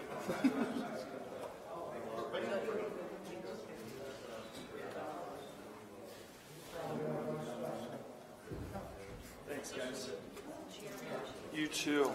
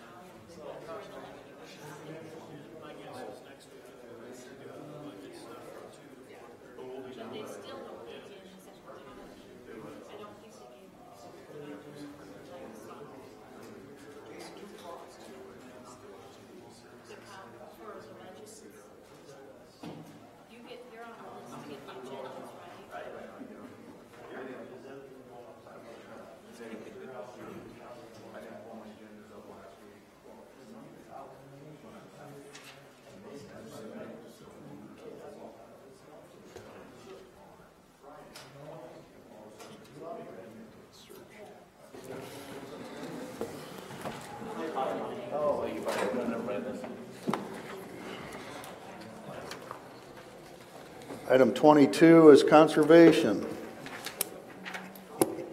The new guy. Are you ready for this? Well, I sure hope so. Been trying to, as you know, my predecessor and the board worked hard on the budget that's before you. I've dove into it and tried to wrap my arms around it. And, I can see they've done very good work, and I just hope I can answer any questions you have. And what procedure you go through is probably different than what I used to do, so.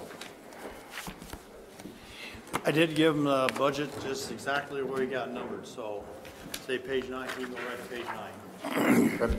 I appreciated that, Dennis. No problem. I guess I just wanted to start off, sitting there listening to your process, and the information Denny gave was good information. And the one thing that jumped to my mind when we talk CIP is you have to come up with those dollars. And it's nice that Conservation is able to fund most of their CIP projects through user fees. And so we come to you with that we're not asking for tax dollars and other funds that you have to use to fund our CIPs, other than some help on a fiber optic project that I know is in the budget. And so that's good news there, that of that fund you don't have to look for a lot of money in our CIPs. And the CIPs will be handled, I think, the second week in February. So his CIPs will handle at that point in time on his request. That includes the fiber optic? Yes. Yep. And I guess when I was looking at the budget and talking, I didn't realize, I was kind of told how the process would go, and the new employees that were put in, it did kind of throw our budget out of skew a little bit, looking at all 3 employees, 2.5 employees exactly. We were looking at a $135,000 increase before we put those employees in there.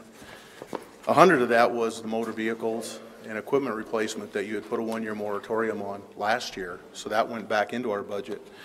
And then we had some garbage and electrical garbage and electrical line items that, if you look in the past history and you go back to last year, what the actual costs are for us to operate our facilities, those were the actual costs. So we were putting those in. If those 3 line items hadn't been put in there, our budget would have gone up $500 over last year. So, but these are needed. The garbage and electricity, those, and I know we can get to those, but those do reflect our true costs. I know you went through an LED conversion, I believe, out the Nature Center last year, looking for some different conservation, some electrical savings. These are our true costs yet, so.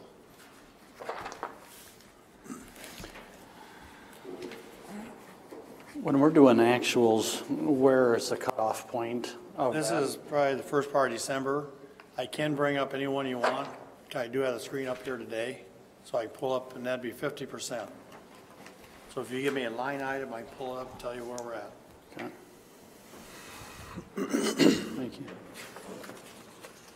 The reason I did include the improvement, there's only 2 improvement requests in the county. That was conservation, 2.5, and also the paramedics, emergency services. Otherwise, there weren't any others. So I put in to make the worst case scenario. Again, you can review those with him now if you want, because it's on page 6 and it lists the 3 employees that would be included. That's included in the budget. One's a part-time clerk, one's a full-time resource technician, and one's a full-time GIS specialist / natural resources coordinator. And there may be need for some now, there may not be need at this moment, but at least to make you aware that the request is there. So if you desire, you could handle that today.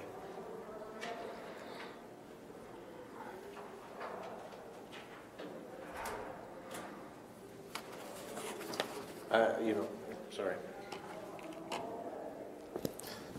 I'm not planning on voting for the new positions in that myself, so I don't know if anyone else has already decided or made up their mind on any of those. In going through this process, I did some research, and of course I talked to Rick and I talked to my board, and I've seen the new person looking in from the outside. I can see the need for these employees, as we can phase these in. The most important employee that we need right now, and if you had to ask me, I'd tell you the part-time clerk. My office manager needs help. I see that every day. I know if you see that in the bottom there, when we put our notes in there, it's hard for her to schedule vacation, take time off, because she's involved in everything. And she does the payroll, she does the bills. It's on and on and on.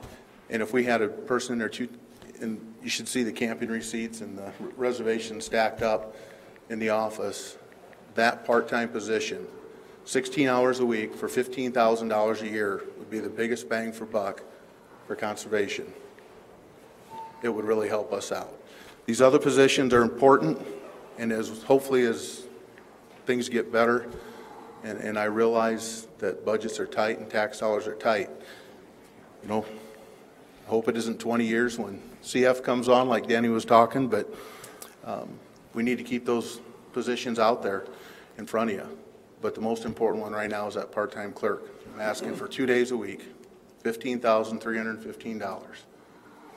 And it's going to make things really roll for us.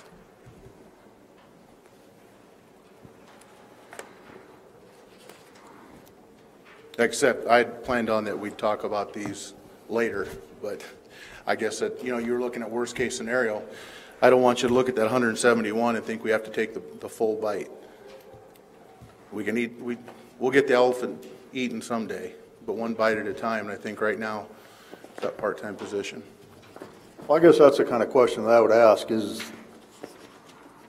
what is the most benefit to the department for the least amount of money?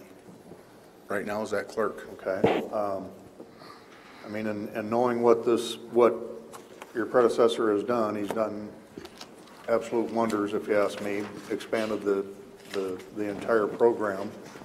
When was the last time, to your knowledge, that staff was added?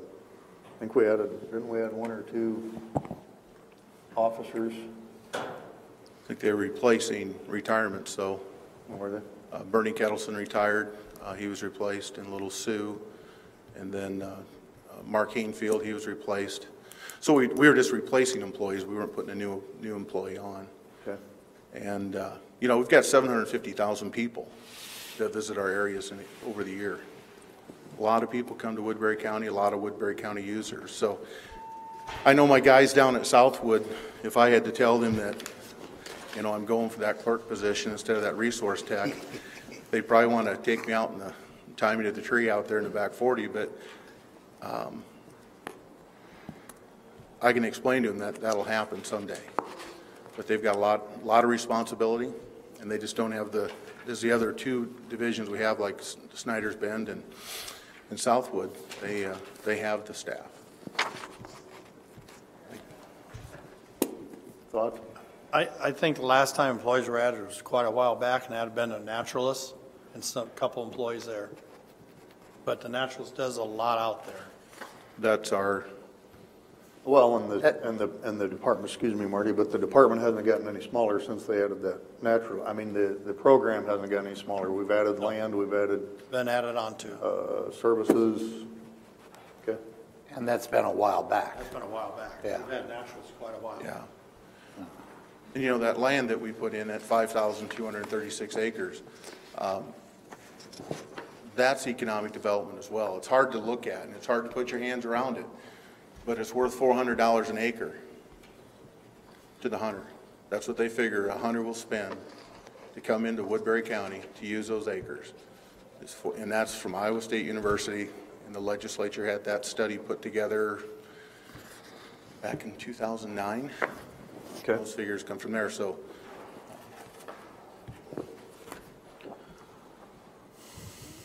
have you seen an increase in revenue? You know, you and I talked a little bit just now about the winterizing or having the cabins open year round. Has there been an uptick in revenue that might offset any employee costs potentially? I don't know if I've been here long enough because it's 7 weeks. But looking at the revenues and looking at the cabins, that what he's referring to is we open up for the winter the cabins at Southwood and Snyder's Bend. And they have been getting rented. And so we foresee that just to continue. And, you know, there's more revenue there that comes in and helps offset our CIP projects. So I think that's just going to be a win-win for us. But those go, if we drew an arrow, those go over to your capital improvement projects rather than having us look at, well, there's new revenue to help offset a position. That's not how that funding mechanism works, is that? I don't. That's correct. Okay. Years ago, we did put the user fees in the general basic, but came through where you set up conservation reserve, and this has to be probably 20 years ago at least, that they took all those user fees, and that way they can get their improvements, they buy land with it. It's up to the conservation board. This was done a long time ago.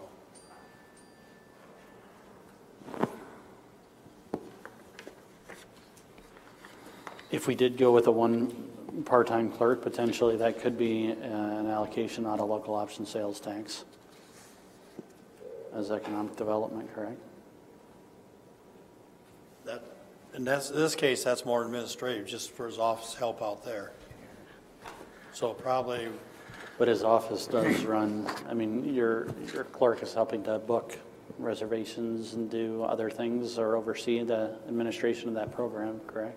Correct. She'll be involved in cabin reservations. It's going to be a broad job description because it's hard for me to tell you what, economic development. I don't, help me out, Dennis. Would you say it as what's more important that day?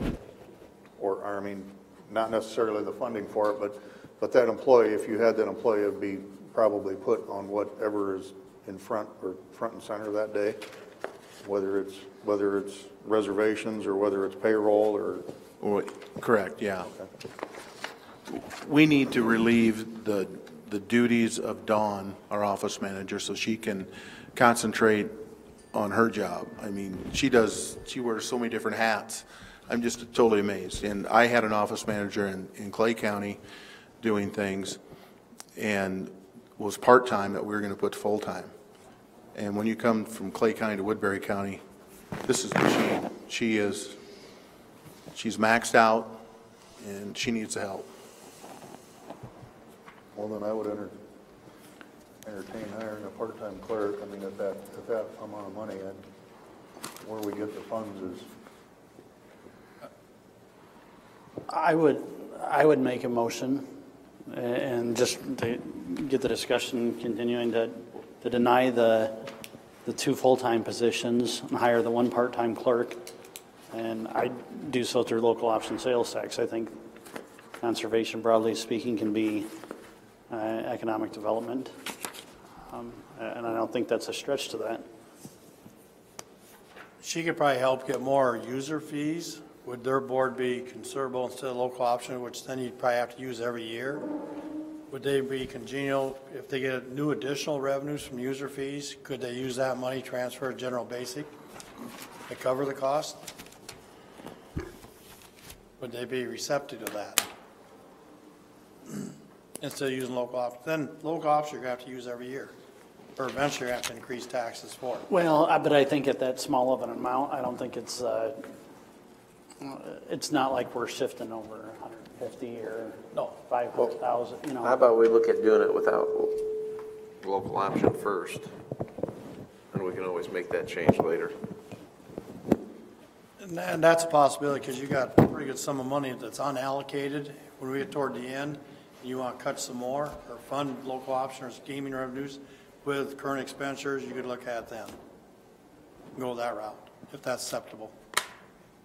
I'm fine with that as long as we don't forget that. I'll make a note on my book in here. So Write it on your end, Dennis. Yeah, if I forget about it, I will hear about it. On a little sticky note, it'll be. So no, I'm going to write it right in the book now. Really what we're going to do is make a motion to remove certain items at this point. Yes, yes.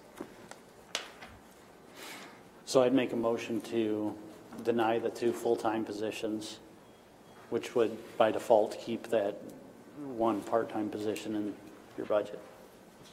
Thank you. We haven't voted yet, though. So. At this point. Second.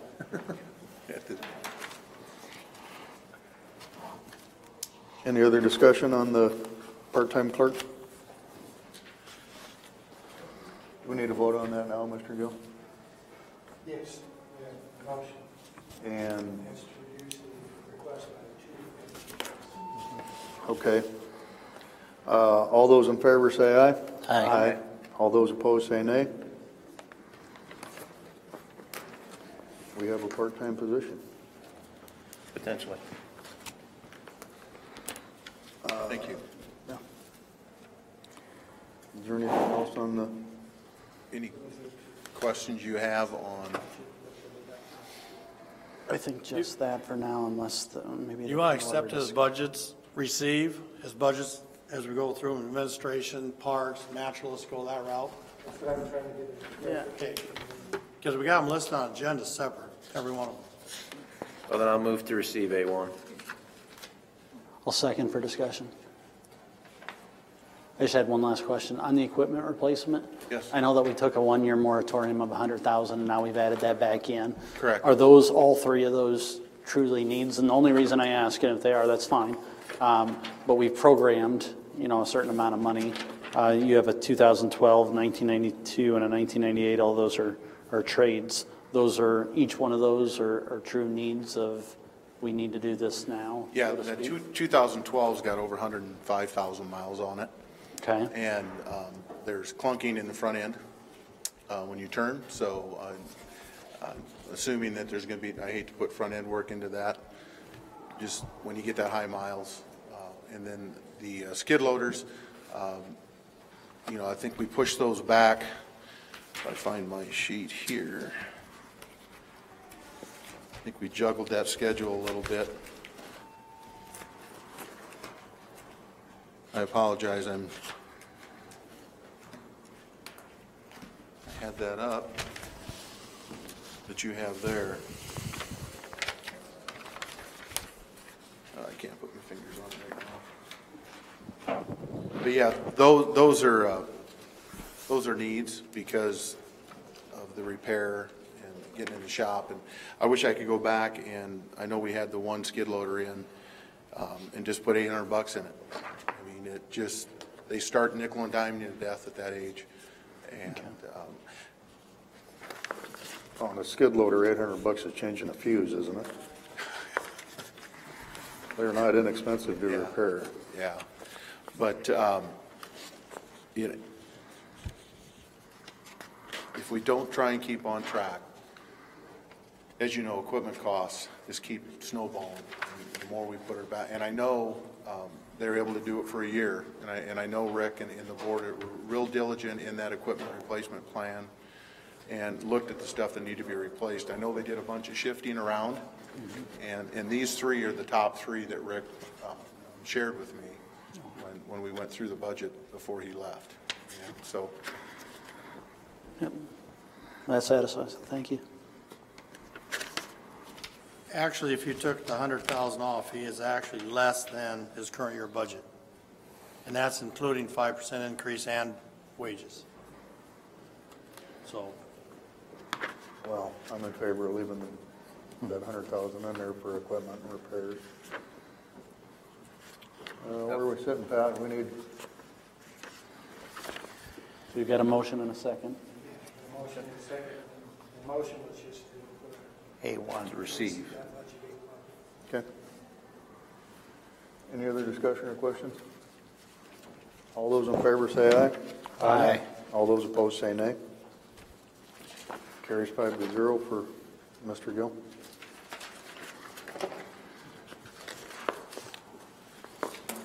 Okay, your next one is your parks. You already reduced 155,568 with the 2 employees.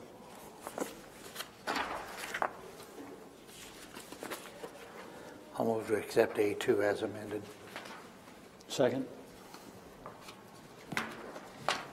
Discussion? Mr. Chairperson, if you, when a motion is made, you announce. I will try. Who made the motion? Mr. Potabom and Mr. Taylor did the second. All those in favor say aye. Aye. Those opposed say nay. Motion carries.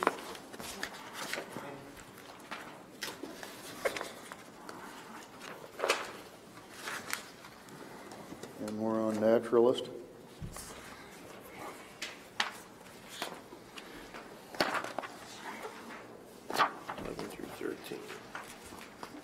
And if, Go ahead. and if the board does change the health insurance, say, if we go from 5 to 0, we'll go back and adjust them and let him know the changes.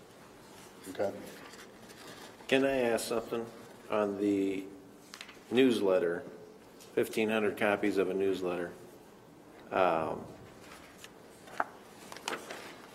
What is that? Your annual update kind of newsletters and mailing them out? They do a quarterly newsletter, and as many people that are involved in social media and email and stuff, still have a certain percent of people that want in their hands hard copy newsletter.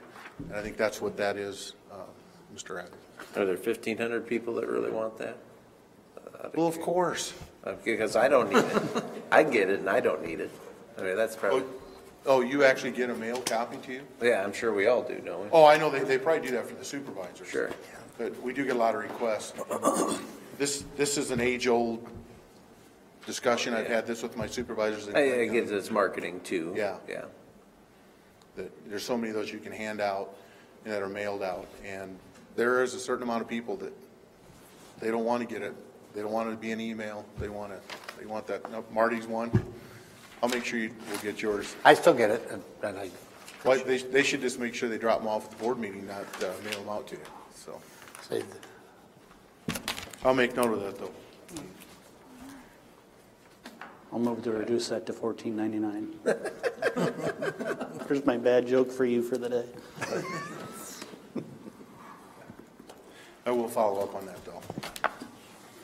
We have to move to receive the bad joke. Do you have a motion for item? I'll move A3 to receive. Second. Motion by Raddick, second by Mr. Ung. Any further discussion? All those in favor say aye. Aye. Those opposed say nay. Motion carries 5-0.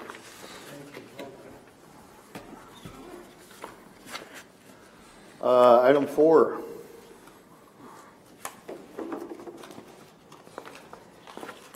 So is this where we're discussing whether or not we're saving money on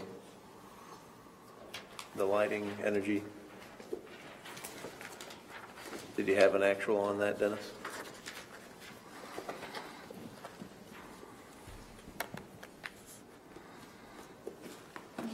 Which line item? The electric light and power one. Went down $69.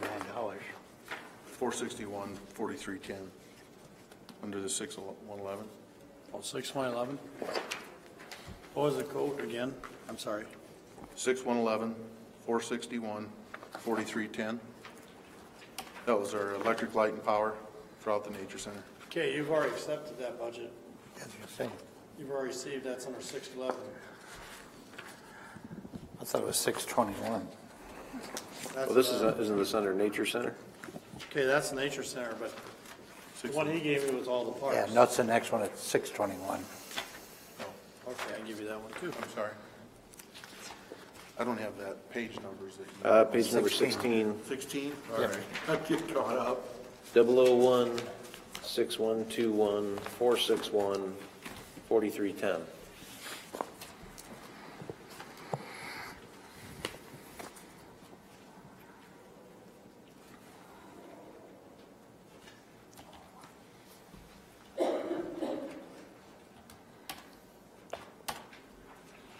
They're 6,100 already, halfway through the year. So if anything, that's a conservative estimate. Extreme, or I guess maybe. Yeah, but you've gone through the majority with summertime rates too, so. Yeah, July, August, September would be heavy months. Right, and especially air conditioning wise. April, May, and June will be big months again.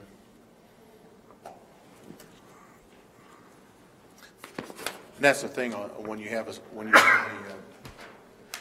it's cyclic with our users. When we have our big push in the spring and late summer, you'll see some of our expenses sit there, and they might sit at 30%. And you're wondering why? Are you budgeting for that?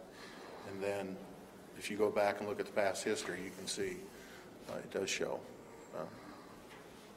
So this spring that'll pick up, and if we're at 6,600 already, you're right, that is conservative.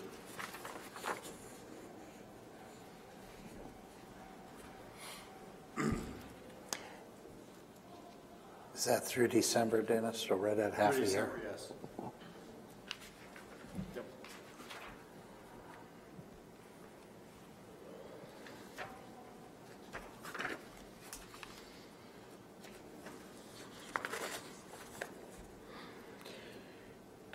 Any questions or any other comments?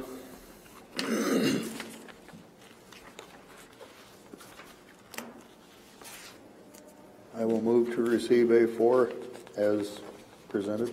Second. Motion by DeWitt, second by Radig. Any other discussion? All those in favor say aye. Aye. All those opposed say nay. 5-0, Mr. Gill.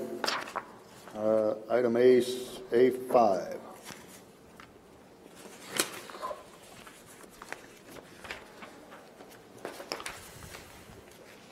I'll just move to receive A5. I will second. Motion by Radig, second by DeWitt. Any other questions or comments? All those in favor say aye. Aye. All in favor say nay, or opposed say nay, sorry. 5-0 for Mr. Gill. Item A6, page 22 to 26.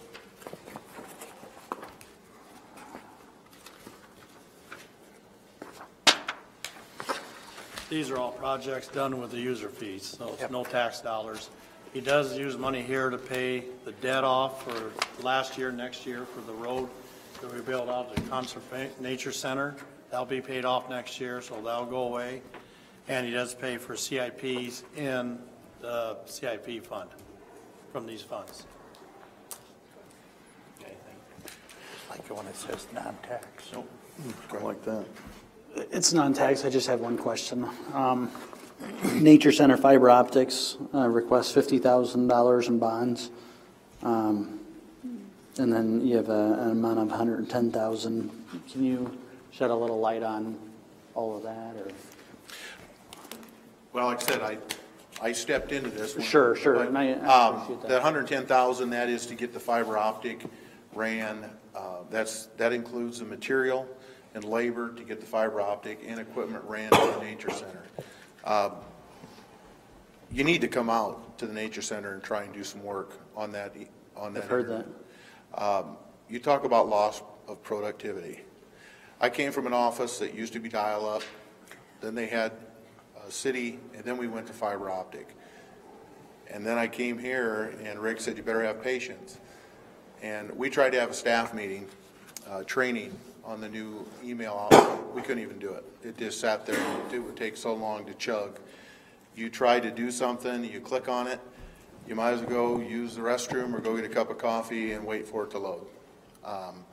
Very frustrating.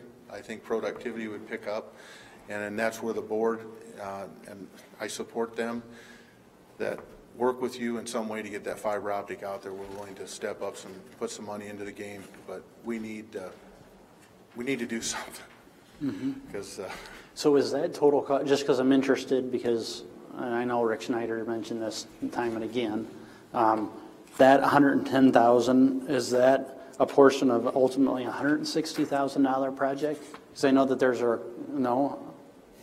It's 110, 60 from the user fees, 50 from potential bond. From potential. Now that's something I'd rather see us use that, local option sales tax for. Its infrastructure. Right, and I'm along the same lines with you there. But I wanted it, when you said bonds, I wanted to make sure that 50,000 in bonds, I just want to make sure. Yep, that'd be including our 50,000. That'd be including our whole CIP project borrowing for the following year. So if you use 50,000 local option, that'd just decrease what our bond. So then we throw the. 1920. Okay, got it. And we would take 60,000. Yep. Out of our CIP fund. Yeah. Well, I know we're not talking about that particular question today, but I'm Supervisor Radig, if in the future, very interested in doing just that. So, the potential. I just wanted to make sure I understood that. And so noted, as a note there, that when we go through local option funds. And that's one of my, after the first of the year projects to get brushed up on.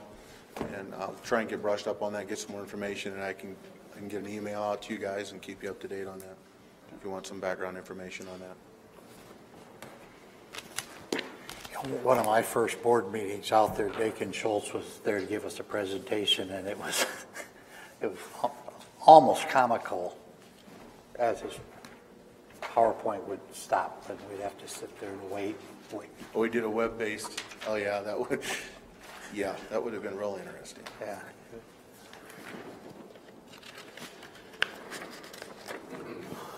Any other questions on A6? I'll move to receive it as is. I will second. Motion by Raddick, second by DeWitt.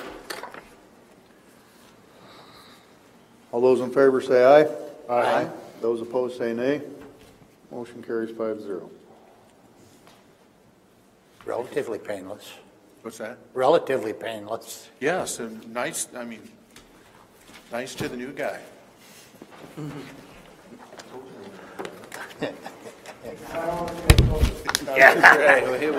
this is just the start, I know. It's the honeymoon period right now, Dan. But we got rounds 2 and 3 to go. I know you guys got a lot of work to do. Thank you. Any questions, though, feel free to give me a holler. Okay. Like I said, I'm getting my feet on the ground yet, so if I don't have the answer, I'll get it to you. Thank you. Thank you. Item B, 22B is for the auditor's office. Item B1, page 5 through 8.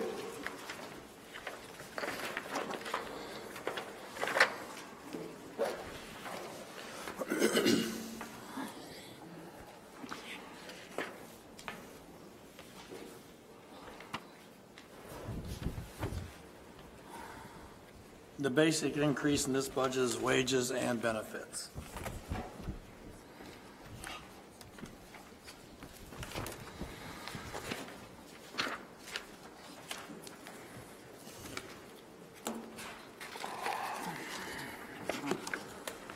Because I actually decreased my budget by $1,100.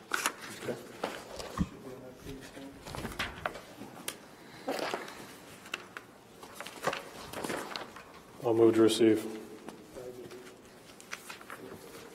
Second. Motion by Young, second by Audubon. Questions, concerns? All those in favor say aye. Aye. Those opposed say nay. B1 carries 5-0. Thank you. Administration, general basic, page 10 through 11. Good afternoon.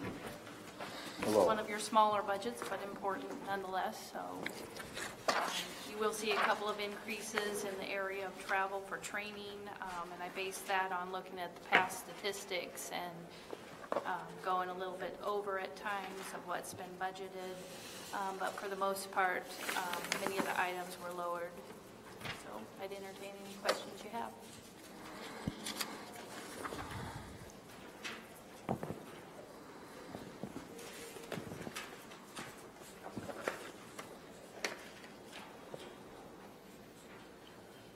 You say in the past you've been lower than, or you've been over on the travel side, or you're adding some for increased training? For travel expenses, it's been over, the budget has been under budgeted, and that includes ISAC and a users group training for HTE that involves payroll and AP training.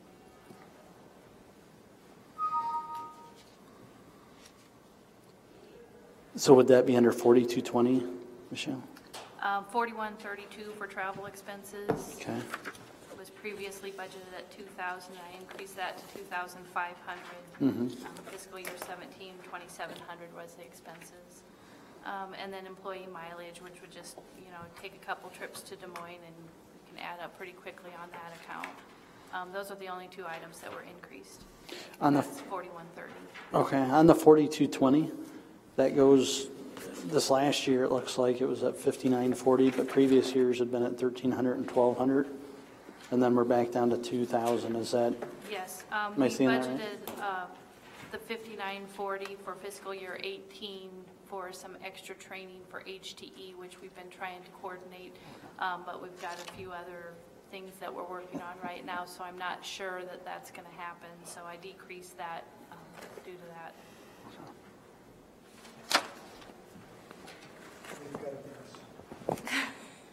You got anything going on in Talk your about office? that later.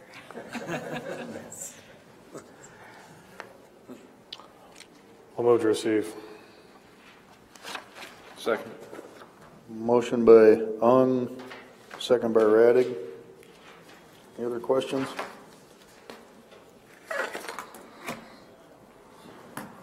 All those in favor say aye. Aye. Those opposed say nay.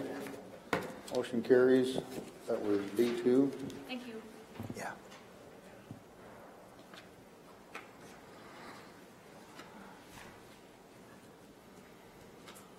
Item B3, elections.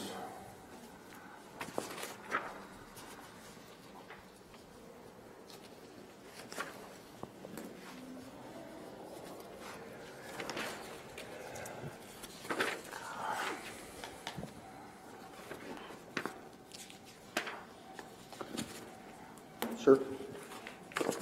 So this is pages 15 and 16, am I on the right? I got 12 to 14, I think. 12-14 for administration. Okay, so not quite till general, okay. Thank you.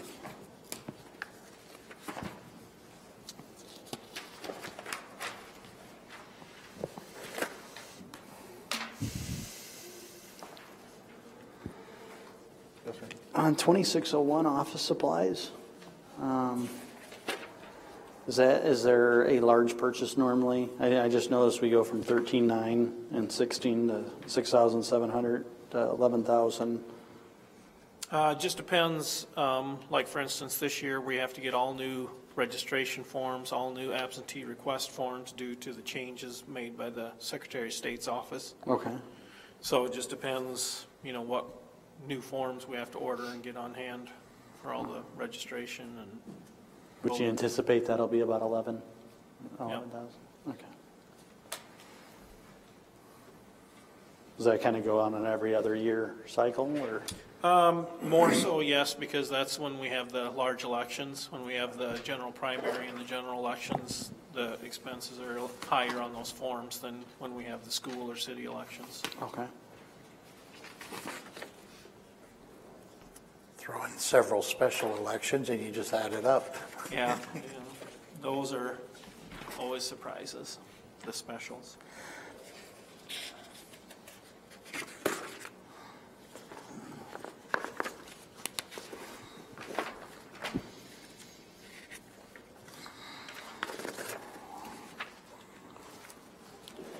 Is one of your vehicles named Steve?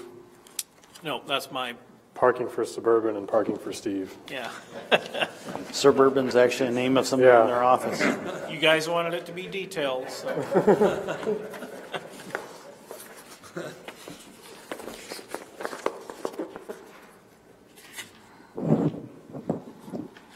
Equipment maintenance, 4420, not being petty, but you haven't really spent, doesn't look like you spent anything there. You're Or is looking that just kind of something I have on hand in case?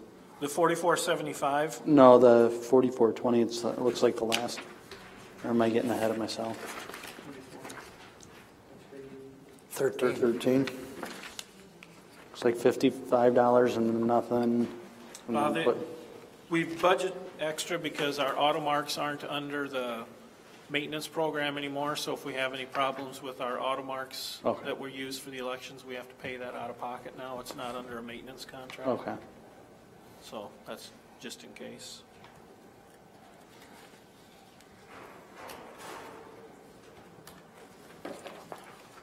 I'll move to receive. Second. Motion by Young, second by Taylor to receive it on B3. Any other questions? All those in favor say aye. Aye. Those opposed say nay. Motion carries 5-0. B4, records management. Page 18. Are those, Isn't the one for the general elections? administration and, Oh, Yeah, it should be on page. was your motion for all the election budgets? Yes. Okay. Because you didn't put a letter by him. Can we just talk, I'm sorry, I didn't realize the motion was for all of them. I thought we were going one by one, so. Sure. Do you mind if we look at one more? So on 15 and 16, the general election, I just want to make sure I'm understanding this. So we've got a lot of zeros from the, is that just based on the every, am I looking at this right? Okay, well, that makes sense then. I don't have any more questions. That's the way it works, but, okay, thank you. Thank you. Now you can leave. all right. B4, Or after. page 18.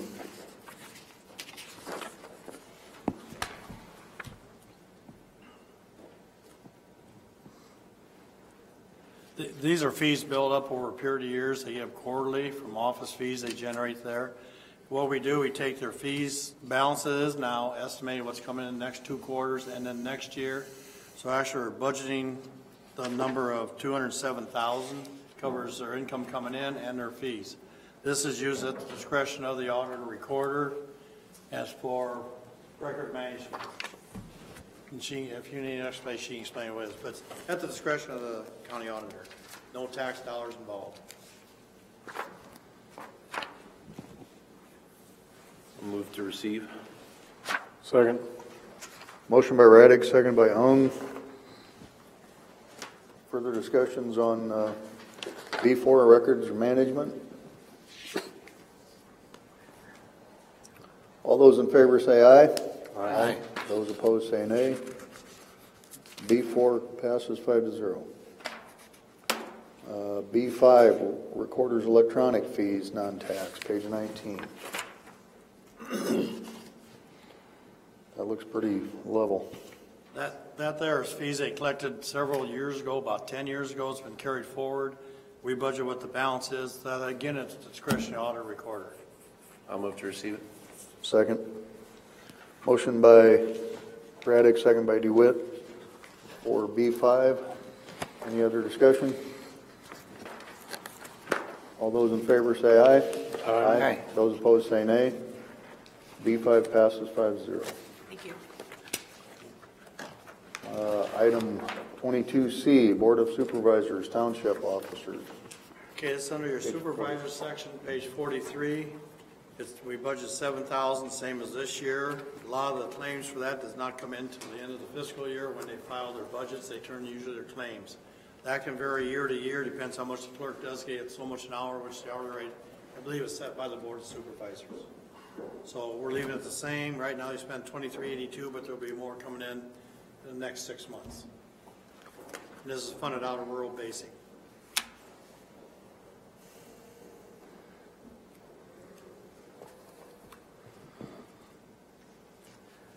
Who receives C1? I will second. Motion by Potabom, second by DeWitt. Any other discussion? All those in favor say aye. Aye. Those opposed say nay. 22C passes 5-0. Glenn Sedeby, WCICC Communications Center. Our operating budget is funded by the city and county. The county's portion of our operating budget is 30.2% of the budget, with revenues coming in from some tower rent. We receive revenue from North City and from Sergeant Bluff. This is page 23 under the supervisors. 19 is WCICC, so it's page 23. The current operating budget, FY18, $636,861. Proposed increase is $17,597 after all the revenues brought in from the other resources. The amount of $654,458.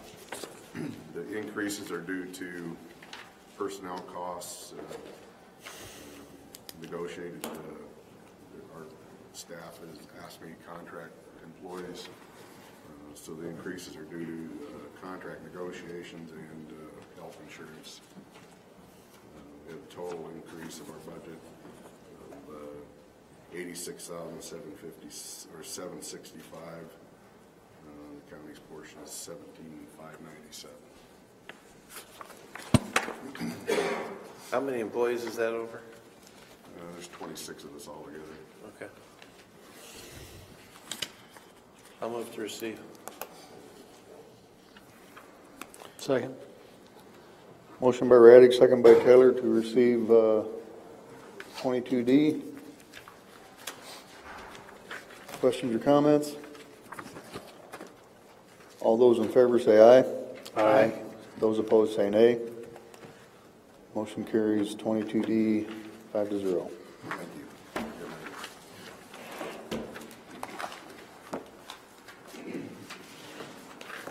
That covers everything on the budget schedule today. Next week, we have on the agenda, tentative plan, unless somebody wants to switch it around, we have secondary roads, emergency services, and the reason that's coming on at that point in time, we have a meeting January 8th, the night before, so we'll have a good idea where we stand on that. That includes paramedics, district health, and WIC. Again, we can move those any way you want around, go through the chair, or anybody wants something moved, they can come through the chair, and then I can do it. I just ask one question, Mr. Chair. Yes, sir. So on the paramedics, and I know we're not opening up this discussion right now, but the whole discussion at WIT is going to be about being a pass-through, essentially. Yes. Right? But when do we and how do we know the mechanism for which we see whether the towns, the cities are going to fall in line? Because one will have much to do with the other, I assume. I think, Okay.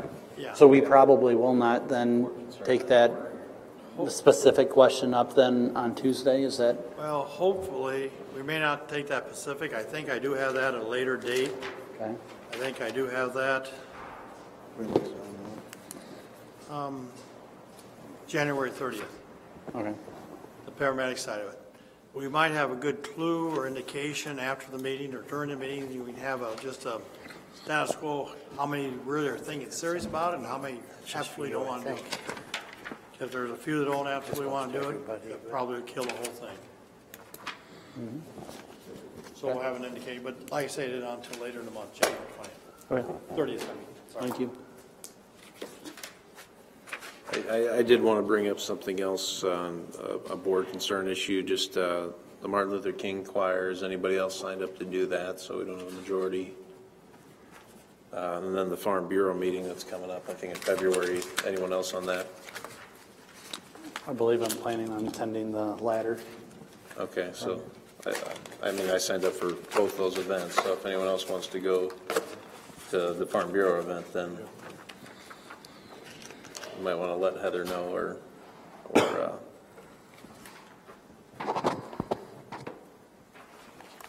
we might be in trouble. Okay.